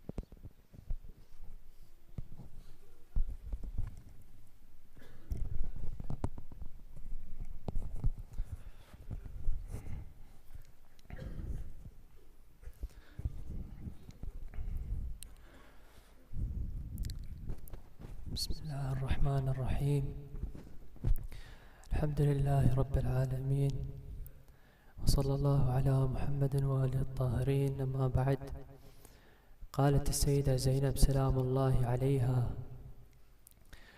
ما رأيت إلا جميلا. इस बीबी के कई अलकाब हैं। एक है हौरा, एक है उम्मुल मसाइब। इस बीबी की अज़मत कौन जाने। मिला है शहर विलायत को ज़ैन ज़ैनब से, मिला है शहर विलायत को ज़ैन ज़ैनब से। तुलू हुई है मेरी मशरिक़ैन ज़ैनब से, और ये फ़ैसला है बड़ा मदह आलिया के लिए कि खुदा हुसैन से है और हुसैन ज़ैनब से।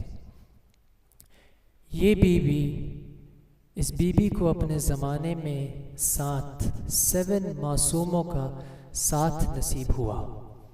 रसूल अकरम से लेकर 5वें इमाम तक जो करबला में मौजूद थे।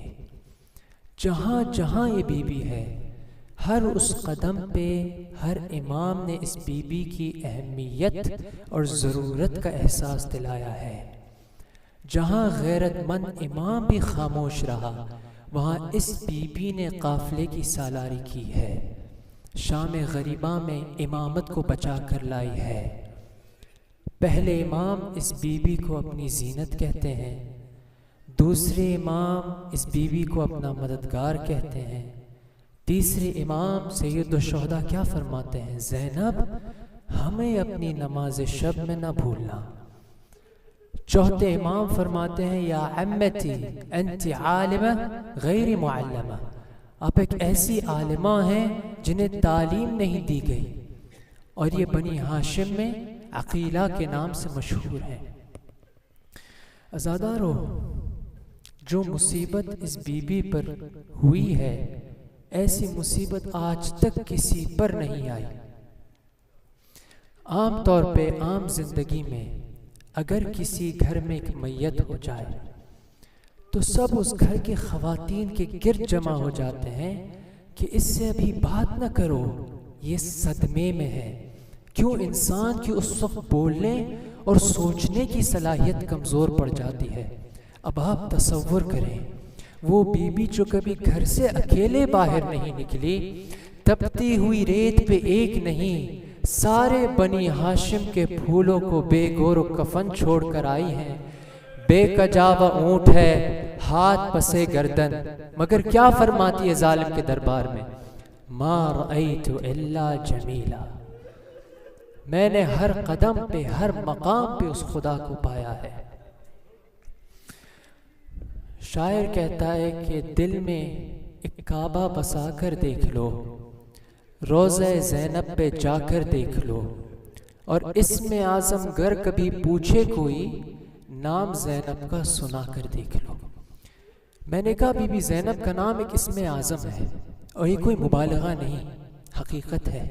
बड़े बड़े उलमा फरमाते हैं, अगर कोई हाजत है, कोई दुआ है जो खुदा की बारगाह तक पहुँचानी है, वसीला इसी बीबी को बनाओ। उन्होंने एक अमल भी दिया है साथ में, बहुत ही सिंपल है, बहुत ही आसान, मगर शर्त यह है कि खुलूस से किया जाए। बीबी ज़ैनब का जो नाम है उसका एक अदद है 69। आपकी जो करेंसी है पाउंड्स है, 69 पाउंड्स आप सदक़े की नीयत से निकालें और 69 टाइम सलवात पढ़ के इस बीवी को हदिया करें। फिर इस बीवी को वसीला बनाकर खुदा की बारगाह में दुआ तलब करें, इंशाअल्लाह खुदा आपकी हाजत को कबूल करेगा। अज़ादारों, इतना ही नहीं, खुद ज़माने के इमाम फरमाते हैं, जब मेरे ज़हूर की दुआ करो तो वसीला मेरी दादी ज़ैनब को बनाया करो। ये वो बीवी है जिन्होंने अपने हाथों से करबला जैसे बयाबान को गुलशन बनाया। वो ज़मीन जिसने हर नबी को गम दी, तकलीफ दी, आज करोड़ों ज़ायरीन उसी ज़मीन पे जाते हैं। क्यों? बीबी ज़ैनब की इस मेहनत के नतीजे में। बीबी ज़ैनब, जनाब अब्दुल्ला, ये दो वो किरदार है जिनकी मेहनत करबला में एक मुनफरिद मकाम ले गई। 28 रजब को जब इमाम हुसैन का काफिला मदीने से रवाना हुआ मक्के के लिए, जब मक्का भी रहने के काबिल नहीं रहा, तो उस वक्त इमाम हुसैन आज़िम में सफ़र हुए। जब ये काफिला रवाना हो रहा था, उस वक्त मौला अब्बास ने सदा दे के कहा, आका हुसैन एक लम्हे के लिए रुक जाएं, जनाब अब्दुल्ला बीबी ज़ैनब से मिलना चाहते हैं। उस वक्त बीबी ज़ैनब ने आसमान की तरफ देख के कहा, बारे इलाहा, तू जानता है कि ये बहन हुसैन के बिना नहीं रह सकती, और शौहर की बात मानना भी वाजिब है। अगर अब्दुल्ला ने जाने से इनकार कर दिया तो यहाँ ज़ैनब की जान निकल जाएगी। जनाब अब्दुल्ला महमिल के पास आए, कहा, ज़ैनब, दुआ है आपका सफ़र खैर व खैरियत से गुजरे। आपका सफ़र कूफे की जानिब है, जहाँ के लोगों ने आपको, आपके बाबा और आपके भाई को धोखा दिया है, उन्होंने वादा खिलाफी की है। अगर इस बार भी वो वादा खिलाफी करें और आपके भाई के खिलाफ खड़े हो जाएं, तो आपके नाना फरमाते हैं, अगर कोई मुसीबत आए तो सदका निकाल लिया करो। ज़ैनब, उस मौके पर औन को मेरी तरफ से, मोहम्मद को अपनी तरफ से अपने भाई पे कुर्बान कर देना। औलाद अबू तालिब में शहादत और कुर्बानी का क्या जज्बा था, क्या मकाम था। अज़ादारों, बस यही काफिला जब करबला पहुंचा, हर रोज यजीदी फौज में इजाफा होता गया। इन्हीं घोड़ों की टापों से छोटे छोटे बच्चे डर जाते थे, सहम जाते थे, अपनी माओं से लिपट जाते थे। 9 मुहर्रम आशूर की रात इमाम हुसैन एक एक खैमे से गुजरते गुजरते गुजरते ज़ैनब के खैमे पे आके रुक गए। क्या सुना? एक जानिब औन, एक जानिब मोहम्मद को बिठा के कहती हैं, ए मेरे शेरो, तुम हैदर कर्रार के नवासे हो, जाफर तैयार के पोते हो। कल ऐसी जंग लड़ना कि दुश्मन को भी खैबर और सिफ़ीन याद आ जाए। और हाँ, अगर तुम दोनों लड़ते लड़ते फुरात तक पहुंच जाओ तो पानी न पीना, क्योंकि तुम्हारा चचा अब भी प्यासा है। बस अज़ादारों, आशूर का दिन नमूदार हुआ। सहाबियों के बाद अब अहले बैत की बारी आई। एक एक करके सब शहादत का जाम नोश करते रहे। दोनों बच्चे बार बार आके मामू से इजाजत मांगते। हर बार इमाम हुसैन कहते, बेटा तुम अपनी माँ का सहारा हो। बच्चे कहते मामू, हमें माँ ने ही तैयार करके मैदान की जानिब भेजा है। बस आज़ादारों, ये 2 शेर तैयार हुए। अब्बास ने घोड़े पे सवार कराया और ये दोनों मैदान की जानिब बढ़े। बेहतरीन जंग की। हैदर के ज़ैनब के लाल रन की फजाओं पे छा गए। एक पल में लश्करों के कदम लड़ खड़ा गए। घबरा के शिमर ने उमरे साथ से कहा, हैदर के साथ जाफर तैयार आ गए। बस इन्हीं 2 शेरों को बेहतरीन अंदाज से जंग करते हुए देखा। अज़ादारों, ऐसी शान से जंग करते गए कि हाँ, उमर साद ने कहा, एक एक करके जाओगे तो मारे जाओगे। इन्हें हर तरफ से घेर लो, हर तरफ से हमला करो। कब तक ये दोनों भाई लड़ते, शाना से शान मिला के लड़ते रहे। यहाँ एक भाई पे दुश्मन ने वार किया, दूसरा भाई नुसरत के लिए गया तो उस पे भी दुश्मन ने पीछे से वार किया। ये देखते ही अब्बास हुसैन मैदान की जानिब दौड़े। एक लाशा हुसैन ने उठाया, एक लाशा अब्बास ने उठाया। दोनों को जब खेमे की जानिब लाए, ज़ैनब ने सजदा शुक्राना अदा किया। मोहम्मद, एक रिवायत कहती है मोहम्मद की कुछ सांसें बाकी थी। मोहम्मद ने कहा माँ अब तो राजी हो। ये ज़ैनब तब भी नहीं रोई। अज़ादारों, जब यही काफिला शाम के जिंदान से आज़ाद हुआ, जब सारे सर वापस किए जा रहे थे, ज़ैनब अपने भाई के सर को लेके गिरिया करती रही, मगर औनो मोहम्मद पर नहीं रोई। यहाँ तक कि एक शाम की खातून ने कहा क्या चांद से चेहरे हैं, क्या इनकी माँ जिंदा नहीं? ज़ैनब ने उसे देख के कहा ऐसा ना कहो, इसकी माँ जिंदा है मगर अपने भाई पे गिरिया कर रही है।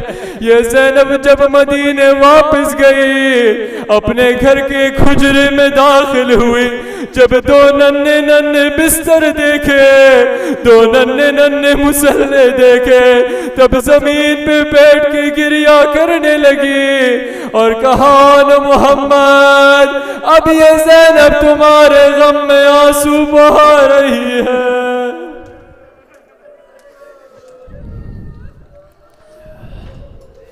कहती थी ये ज़ैनब,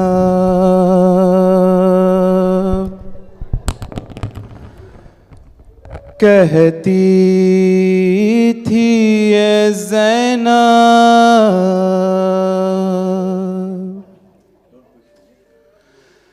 यूं माँ का मान निभाना, यूं माँ का मान निभाना,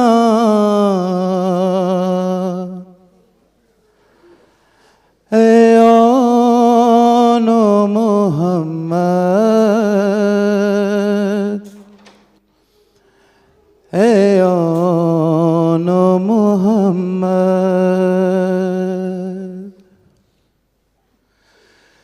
शबीर का तुम सदका हो, अब खैमे में बेटा, तुम लौट कर न आना, ऐ ओनो मोहम्मद, ऐ ओनो मोहम्मद।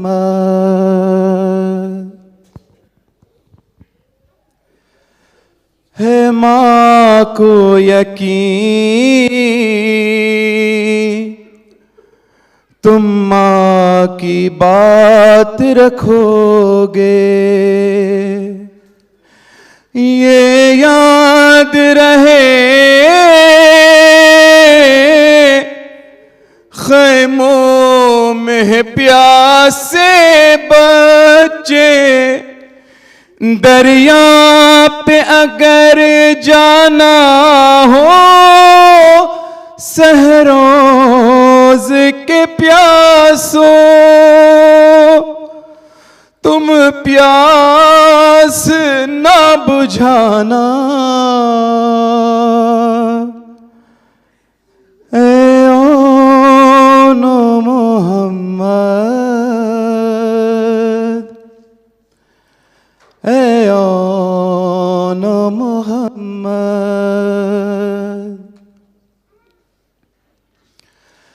जब सांस तुम्हारी बच्चों हो उखड़ने वाली, उस वक्त सिरहाने आएगी मातर मेरी, दिल की ये मेरे ख्वाहिश है उस दम मेरी माँ से, जख्मों को तुम छुपाना।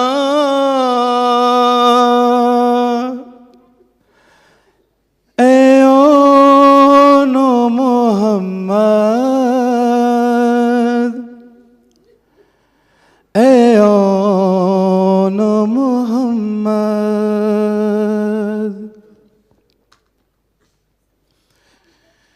जब लाशें उठाकर खैमे में लाए सरवर, ज़ैनब ये बोली अश्कों को अपने छुपा कर, मैं भी न तुम्हें रोऊंगी और मेरे लिए भी आंसू न तुम बहाना। ए ओनो मोहम्मद, ए ओनो मोहम्मद।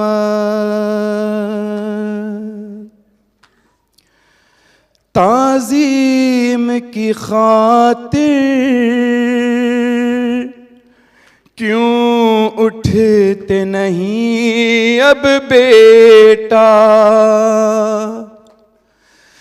देखो तो सिरहाने आए हैं मेरे भैया। जागो मेरे शहजादों, क्या भूल गए हो कदमों पे सर झुकाना। ऐ ओनो मोहम्मद, ऐ ओनो मोहम्मद, ऐ ओनो मोहम्मद, ऐ ओनो मोहम्मद, ऐ ओनो मोहम्मद।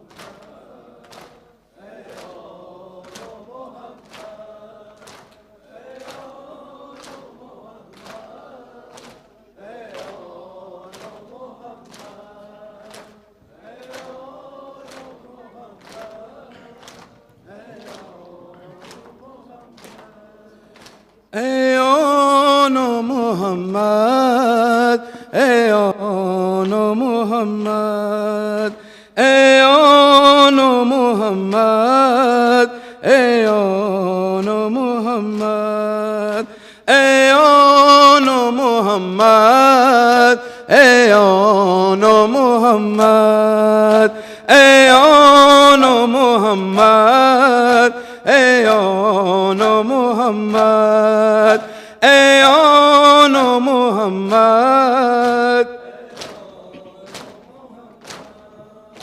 ऐ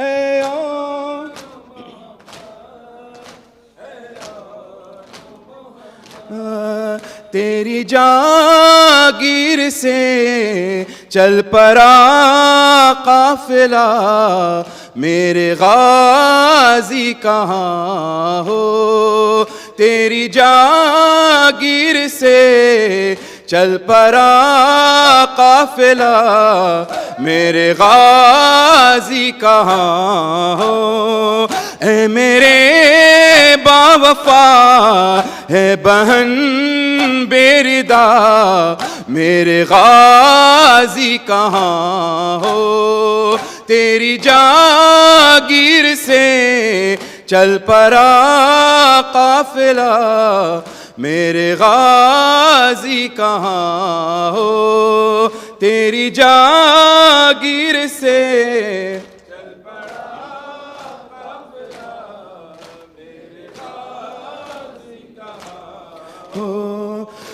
तुझको देखे बिना चैन आता नहीं, नोके नेज़ा पे सर तेरा मिलता नहीं। मैं ज़ियारत करूं किस तरह ये बता, मेरे गाजी कहाँ हो।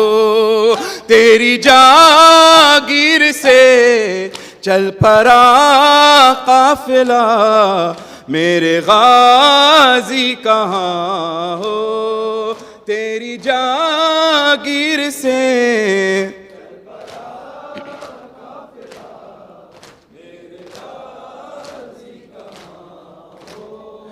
लाज रखे लो बहन की बरादर मेरे, खाक मक्तल मेरे सर का पर्दा बने।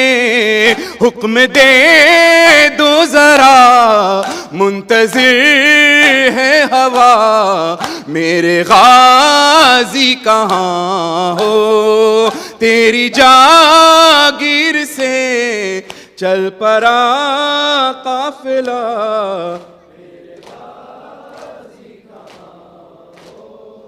तेरी जागीर से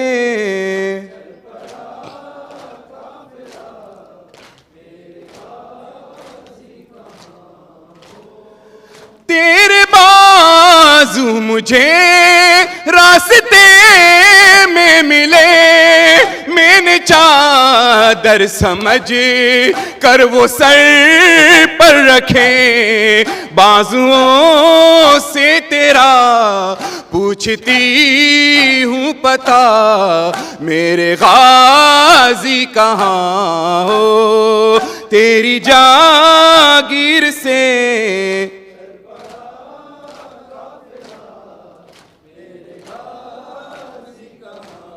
हो, तेरी जागीर से चल पड़ा।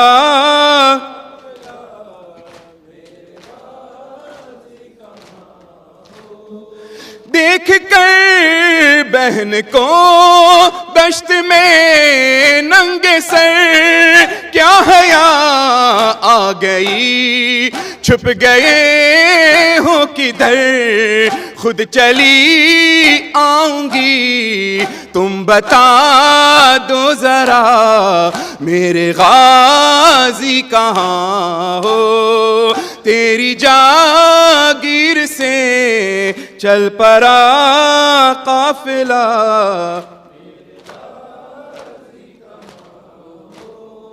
तेरी जागीर से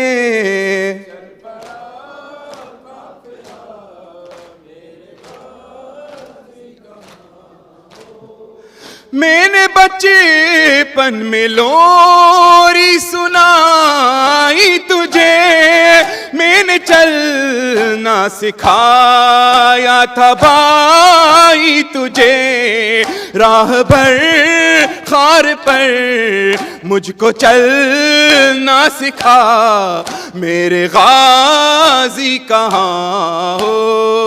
तेरी जागीर से चल पड़ा काफिला, मेरे गाजी हो। तेरी जागीर से चल पड़ा काफिला, मेरे गाजी कहाँ हो। वो तेरी लाडली वो सकीना तेरी, चलते ना कैसे जब खाक पर गिर गई, देखती रह गई वो सुए अलकमा, मेरे गाजी कहाँ हो। तेरी जागीर से चल पड़ा काफिला,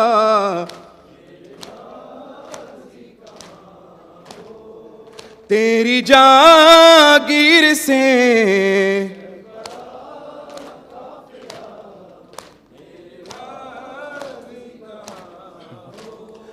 जो बने मुर्तजा मैं वो एहसास हूँ, बेरिदा बीबियों की मैं अब्बास हूँ। तुम मेरी आस थे ए मेरे बावफा, मेरे गाजी कहाँ हो, तेरी जागीर से चल पड़ा काफिला, मेरे गाजी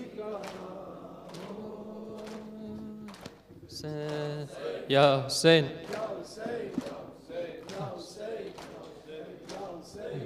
बोली खातूने जना यानी शब्बीर की माँ, मेरा बच्चा है कहाँ, जुलझना है जुलझना, मेरा बच्चा है कहाँ, मेरा बच्चा है कहाँ, जुलझना जुलझना, मेरा बच्चा हाँ, मेरा बच्चा है कहाँ। ले गया घर से एक प्यासे को, रब के महबूब के नवासे को, छोड़ कर आ गया लईनों में, गमज़दा माँ के तू असासे को, ढूंढने जाऊं से इस अंधेरे में कहाँ, मेरा बच्चा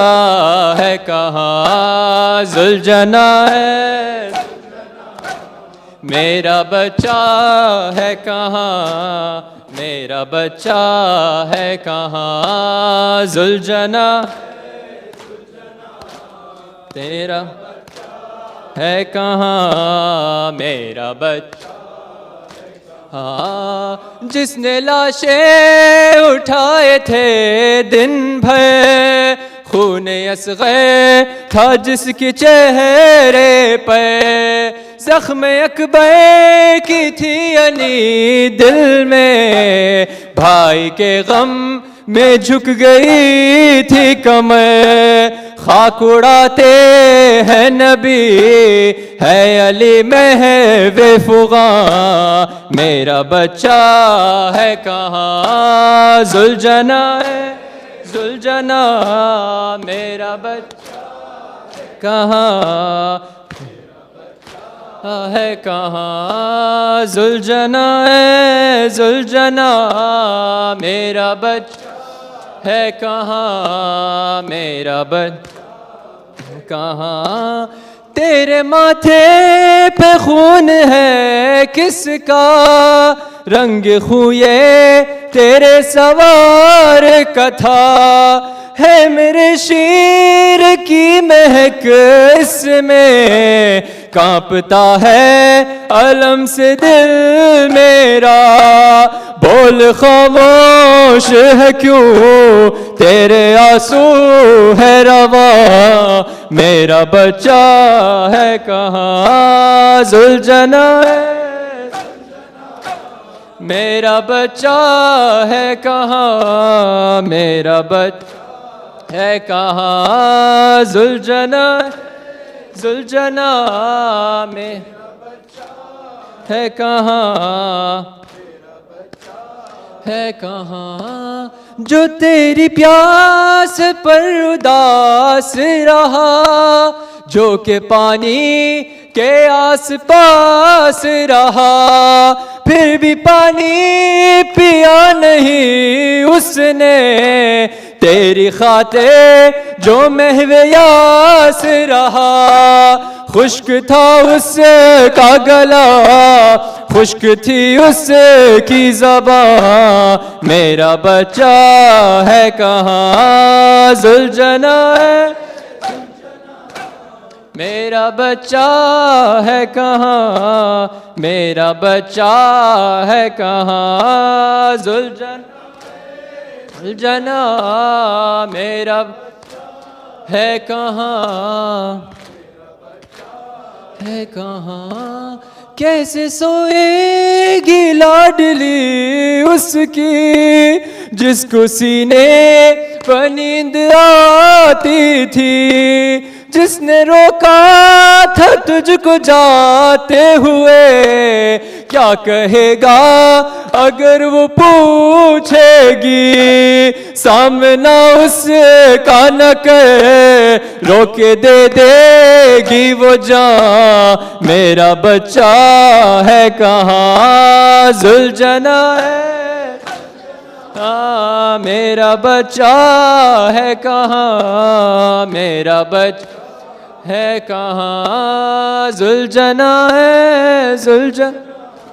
मेरा बच्चा है कहाँ, मेरा बच्चा है कहाँ।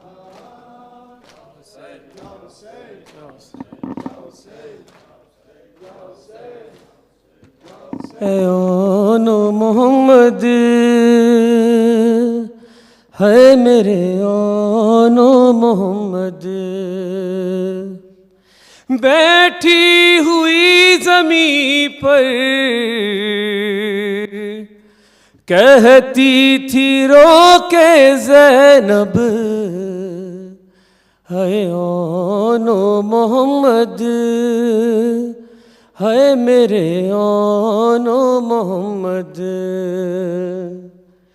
कम सिन थे तुमने फिर भी ऐसी लड़ी लड़ाई, देते थे दाद तुमको शह के दिलेर भाई।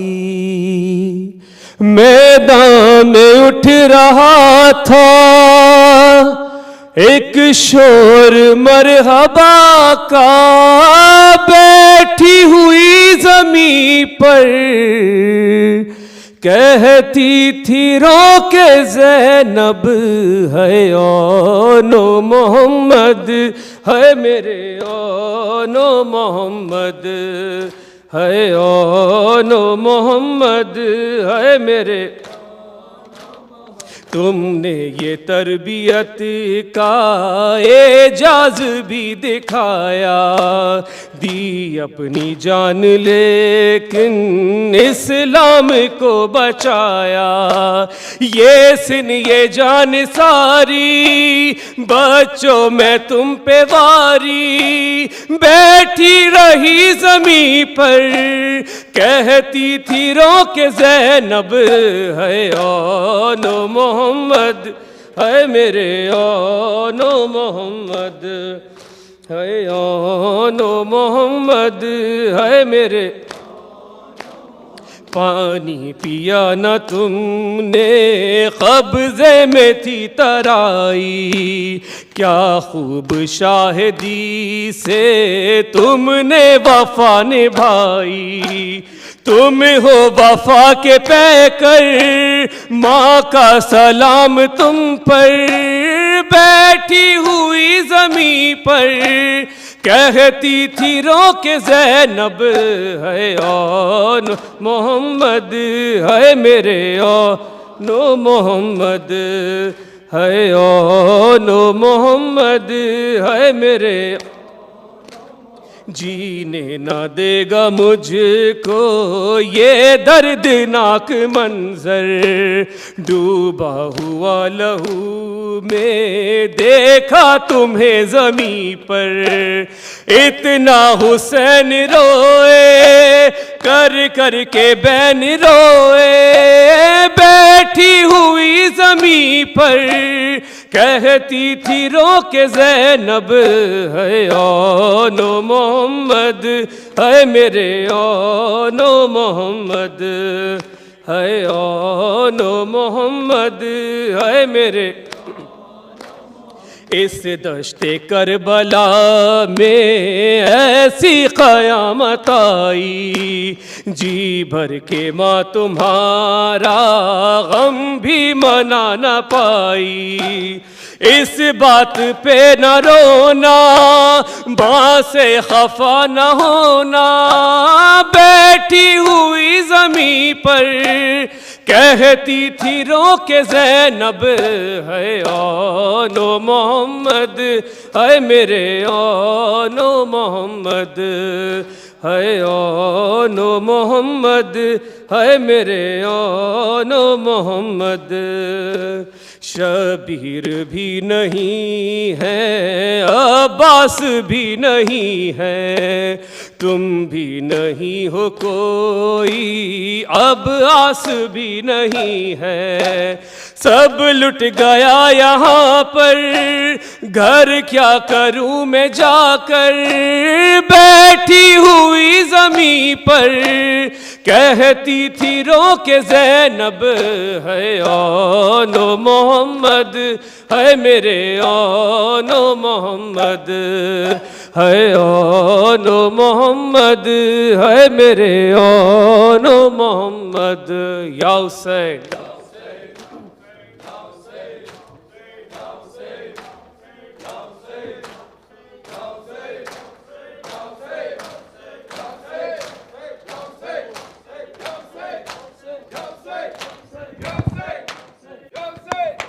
अल्लाहुम्मा सल्लि अला मुहम्मद व आले मुहम्मद। अस्सलामु अलैका या अबा अब्दुल्लाह, अस्सलामु अलैका या इब्न रसूलिल्लाह, अस्सलामु अलैका या इब्न अमीरुल मोमिनीन व इब्न सय्यदिल वसीन, अस्सलामु अलैका या इब्न फातिमत अज़-ज़हरा सय्यदत निसाइल आलमीन, अस्सलामु अलैका या अबल फज़लिल अब्बास इब्न अमीरुल मोमिनीन, अस्सलामु अलैका या शुहदाए करबला जमीअन व रहमतुल्लाहि व बरकातुहू, अस्सलामु अलैका मौला व इब्न मौला, अस्सलामु अलैका या गरीबल गुरबा, अस्सलामु अलैका या सुल्तान अबल हसन अली इब्न मूसा रज़ा, कुन शफीना व शफी वालिदैना फी यौमिल जज़ा। अस्सलामु अलैकुम व रहमतुल्लाहि व बरकातुहू। अस्सलामु अलैका मौलाना या साहिबल असर व ज़मान, अलमान अलमान अलमान मिन फितनतिज़ ज़मान। अस्सलामु अलैका या शरीकल कुरान, अस्सलामु अलैका या खलीफतर रहमान, अस्सलामु अलैका या इमामल इंस वल जान। अज्जलल्लाहु तआला फरजक व शहलल्लाहु तआला मखरजक व ज़ुहूरक व जअलना मिन अंसारिक व अवानिक व रहमतुल्लाहि व बरकातुहू। बिस्मिल्लाहिर रहमानिर रहीम। अल्लाहुम्मा कुल वलियकल हुज्जत इब्निल हसन सलवातुका अलैहि व अला आबाई फी हाज़िहि साअति व फी कुल्लि साअ वलिया व हाफ़िज़न व काइदन व नासिरा व दलीलन व ऐना हत्ता तुस्किनहु अर्ज़का तौआ व तुमत्तिअहु फ़ीहा तवीला। अल्लाहुम्मा सल्लि अला फ़ातिहा।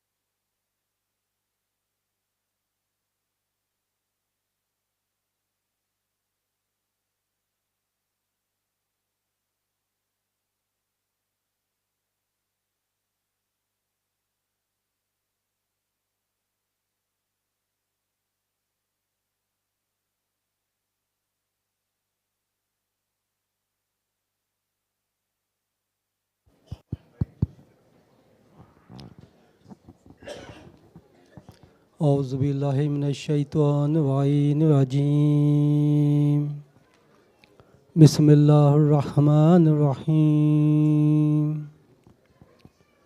إن الله ملائكته يصلون على النبي يا أيها الذين آمنوا صلوا عليه وسلموا تسليما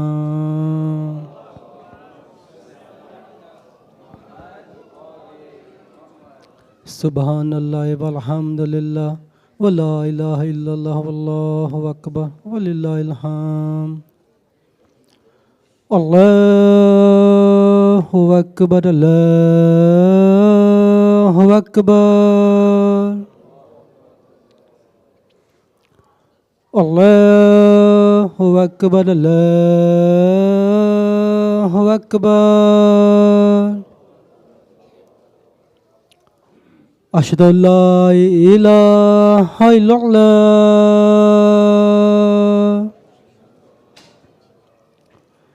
أشهد أن لا إله إلا الله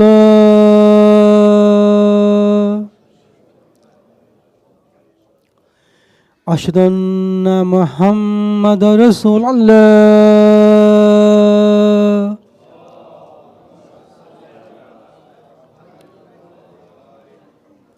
أشهد أن محمد رسول الله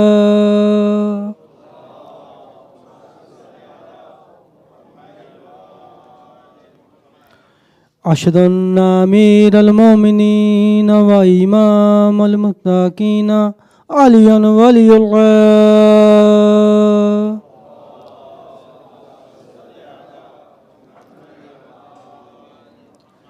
أشهد أن أمير المؤمنين وإمام المتقين علي حجة الله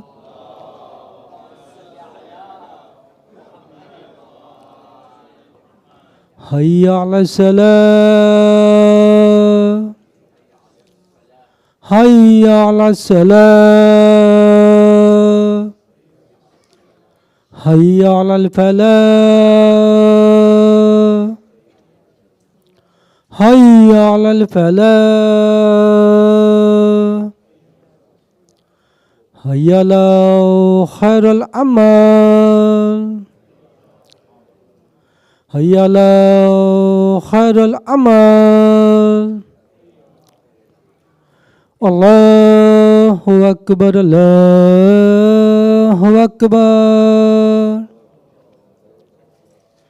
لا إله إلا الله لا إله إلا الله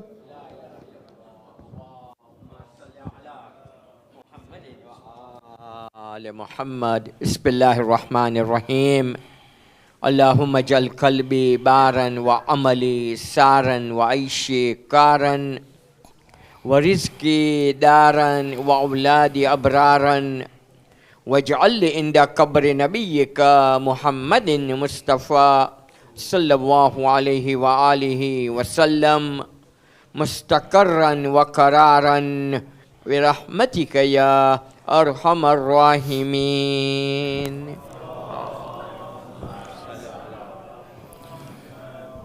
أعوذ بالله من الشيطان الرجيم بسم الله الرحمن الرحيم الله أكبر الله أكبر أشهد أن لا إله إلا الله أشهد أن لا إله إلا الله أشهد أن محمد رسول الله اللهم صل على محمد أشهد أن محمد رسول الله اللهم صل على محمد أشهد أن عليا ولي الله اللهم صل على محمد أشهد أن عليا حجة الله اللهم صل على حي على الصلاة حي على الصلاة حي على الفلاح حي على الفلاح حي على خير العمل حي على خير العمل قد قامت الصلاة قد قامت الصلاة الله أكبر الله أكبر لا إله إلا الله إني وجهت وجهي الذي فطر السماوات والأرض حنيف وما أنا من المشركين إن صلاتي ونسكي ومحياي ومماتي لله رب العالمين أستغفر الله ربي من كل ذنب.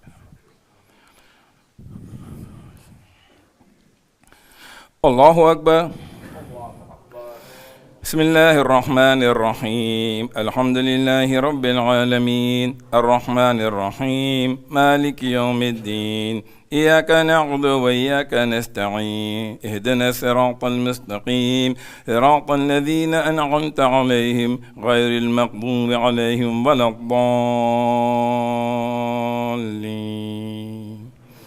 بسم الله الرحمن الرحيم إنا أنزلناه في ليلة القدر وما أدراك ما ليلة القدر ليلة القدر خير من 1000 شهر تنزل الملائكة والروح فيها بإذن ربهم من كل أمر سلام هي حتى مطلع الفجر الله أكبر سبحان الله سبحان الله سبحان الله سبحان ربي العظيم وبحمده اللهم صل على محمد وآل محمد سمع الله لمن حمده الله أكبر سبحان الله سبحان الله سبحان الله سبحان ربي الأعلى وبحمده اللهم صل على محمد وآل محمد الله أكبر استغفر الله ربي وأتوب الله أكبر سبحان الله سبحان الله سبحان الله سبحان ربي الأعلى وبحمده اللهم صل على محمد وآل محمد الله أكبر بحول الله وقوته وقوموا وقعوا بسم الله الرحمن الرحيم الحمد لله رب العالمين الرحمن الرحيم مالك يوم الدين إياك نعبد وإياك نستعين اهدنا الصراط المستقيم صراط الذين أنعمت عليهم غير المغضوب عليهم ولا الضالين بسم الله الرحمن الرحيم قل هو الله أحد الله الصمد لم يلد ولم يولد ولم يكن له كفوا أحد كذلك الله أكبر اللهم صل على محمد وآل محمد ربنا لا تزغ قلوبنا بعد إذ هديتنا وهب لنا من لدنك رحمة إنك أنت الوهاب اللهم صل على محمد وآل محمد الله أكبر سبحان الله سبحان الله سبحان الله سبحان ربي العظيم وبحمده اللهم صل على محمد وآل محمد سمع الله لمن حمده الله أكبر سبحان الله سبحان الله سبحان الله سبحان ربي الأعلى وبحمده اللهم صل على محمد وآل محمد الله أكبر استغفر الله ربي وأتوب الله أكبر سبحان الله سبحان الله سبحان الله سبحان ربي الأعلى وبحمده اللهم صل على محمد وآل محمد الله أكبر أشهد أن لا إله إلا الله وحده لا شريك له وأشهد أن محمدا عبده ورسوله اللهم صل على محمد وآل محمد بحول الله وقوته وقومه سبحان الله والحمد لله ولا إله إلا الله والله أكبر سبحان الله والحمد لله ولا إله إلا الله والله أكبر سبحان الله والحمد لله ولا إله إلا الله والله أكبر الله أكبر سبحان الله سبحان الله سبحان الله سبحان ربي العظيم وبحمده اللهم صل على محمد وآل محمد وعجل فرجه سمع الله لمن حمده الله أكبر سبحان الله سبحان الله سبحان الله سبحان ربي الأعلى وبحمده اللهم صل على محمد وآل محمد الله أكبر استغفر الله ربي وأتوب الله أكبر سبحان الله سبحان الله سبحان الله سبحان ربي الأعلى وبحمده اللهم صل على محمد وآل محمد لا إله إلا أنت سبحانك إني كنت من الظالمين الله أكبر أشهد أن لا إله إلا الله وحده لا شريك له وأشهد أن محمدا عبده ورسوله اللهم صل على محمد وآل محمد السلام عليك أيها النبي ورحمة الله وبركاته السلام علينا وعلى عباد الله الصالحين السلام عليكم ورحمة الله وبركاته الله أكبر الله أكبر الله أكبر لا إله إلا الله اللهم صل على محمد وآل اللهم صل على محمد وآل محمد اللهم صل على محمد وآل محمد وعجل الفاتحة الله أكبر الله أكبر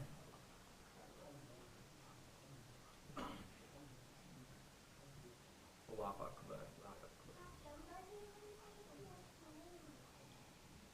الله أكبر الله أكبر الحمد لله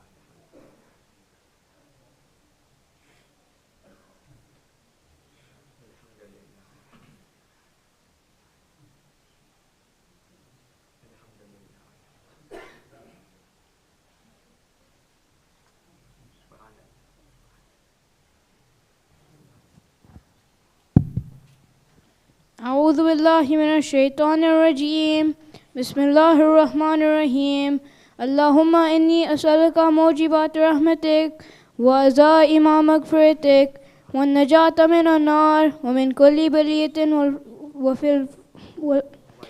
والفوز بالجنة والرضوان في دار السلام وجوار نبيك محمد عليه وآله السلام اللهم ما بنا من نعمة فمنك لا إله إلا أنت أستغفرك وأتوب إليك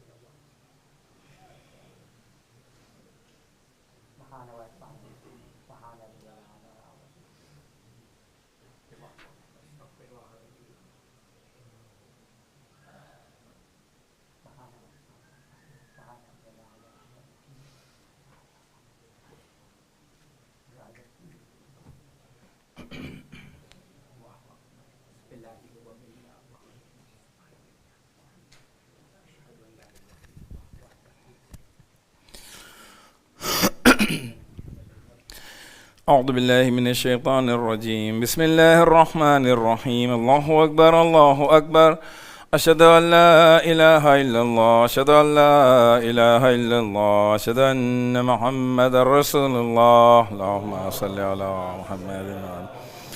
أشهد أن محمد رسول الله. اللهم صل على. أشهد أن عليا ولي الله. اللهم صل على. أشهد أن عليا حجة الله. اللهم صل على.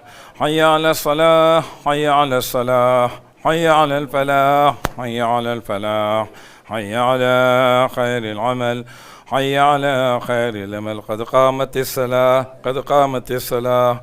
الله أكبر الله أكبر. لا إله إلا الله. إني وجهت وجهي الذي فطر السماوات والأرض حنيفا وما أنا من المشركين. إن صلاتي ونسكي ومحياي ومماتي لله رب العالمين. أستغفر الله ربي من كل ذنب وأتوب إليه.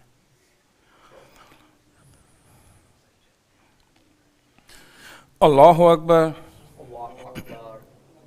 بسم الله الرحمن الرحيم. الحمد لله رب العالمين الرحمن الرحيم مالك يوم الدين. إياك نعبد وإياك نستعين. اهدنا الصراط المستقيم صراط الذين أنعمت عليهم غير المغضوب عليهم ولا الضالين.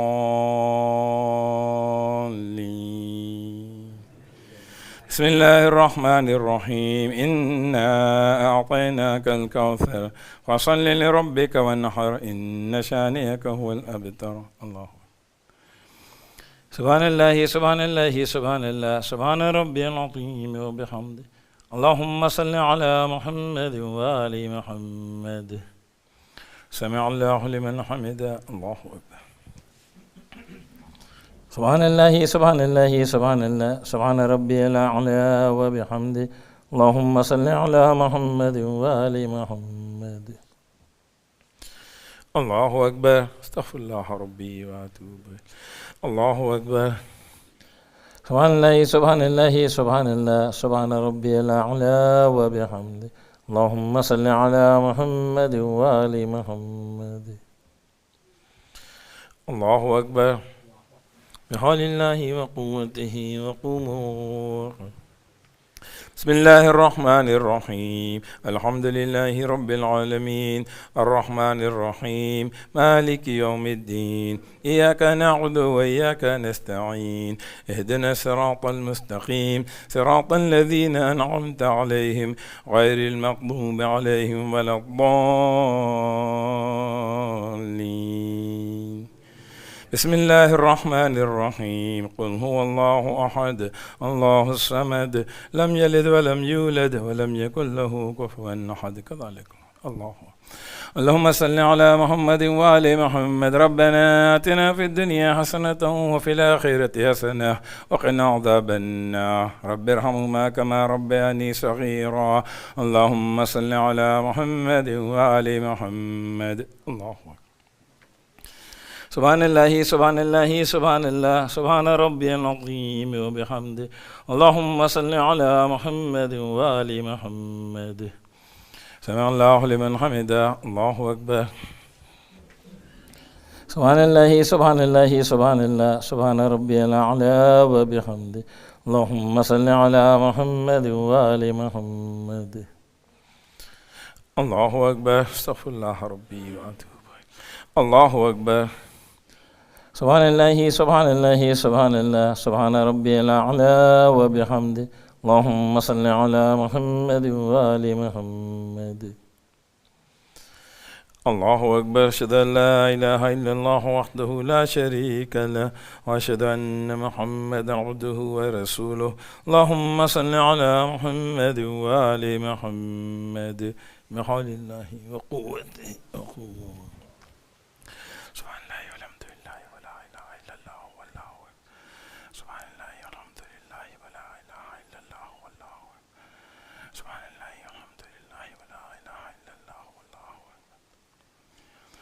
الله أكبر.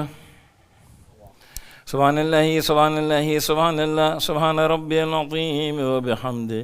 اللهم صل على محمد وآل محمد. سمع الله لمن حمده. الله أكبر.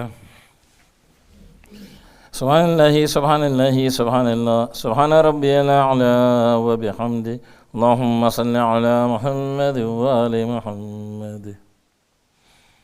الله أكبر. استغفر الله ربي وأتوب. الله أكبر. سبحان الله سبحان الله سبحان الله سبحان ربي الأعلى وبحمده اللهم صل على محمد وآل محمد. الله أكبر. بحول الله وقوته وقوموا. سبحان الله والحمد لله ولا إله إلا الله والله أكبر. سبحان الله والحمد لله ولا إله إلا الله والله. سبحان الله والحمد لله ولا إله إلا الله والله أكبر. الله أكبر. سبحان الله سبحان الله سبحان الله سبحان ربي العظيم وبحمده اللهم صل على محمد وآل محمد وعجل فرجه. سمع الله لمن حمده. الله أكبر.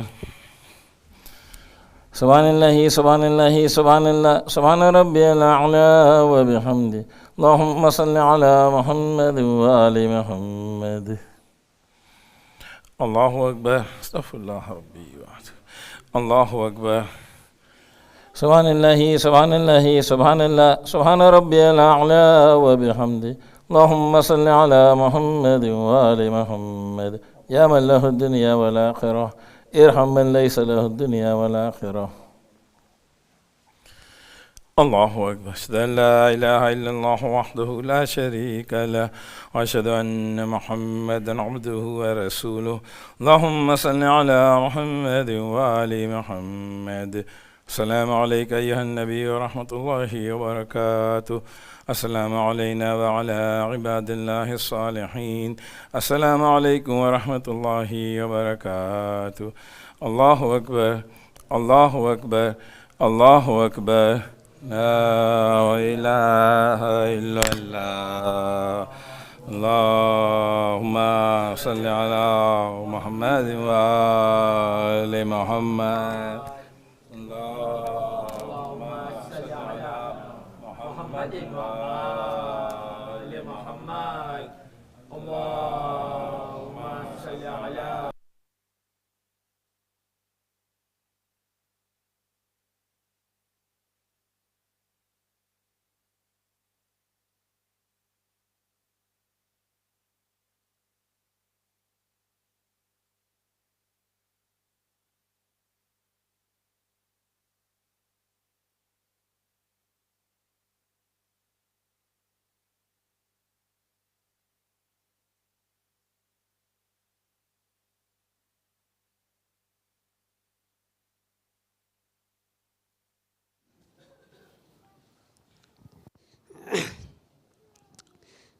بسم الله الرحمن الرحيم.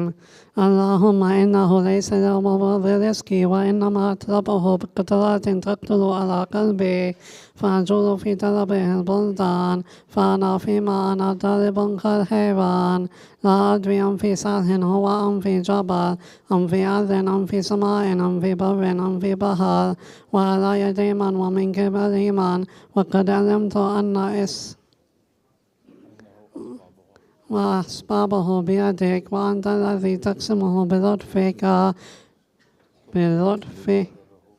وتسببه برحمتك.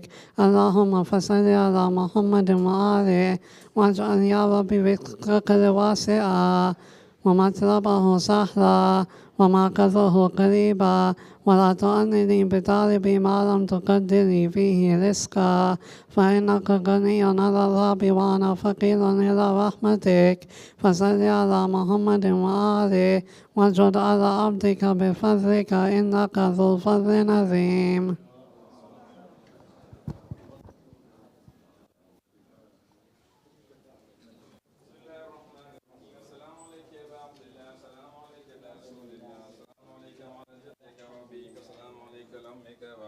السلام السلام عليك لا تصد المعصومين من ذريتك بنيك السلام عليكم ورحمة الله وبركاته السلام عليك يا غريب الغرباء السلام عليك يا معين الضعفاء والفقراء السلام عليك يا شمت الشموس السلام عليك يا أنيس النفوس أي المطحون بأرض الطوس يا أبا الحسن يا علي بن موسى رضا روحي جسمي قلبي لك الفداء السلام عليكم ورحمة الله وبركاته السلام عليك يا مولانا يا صاحب الناس والزمان سيدي الأمان الأمان الأمان من فتنة الزمان السلام عليك يا شريك القرآن السلام عليك يا خليفة الرحمن السلام عليك إمام الإنس والجان عجل الله تعالى فرجك وسأل الله تعالى مخرجك وظهورك السلام عليكم ورحمة الله وبركاته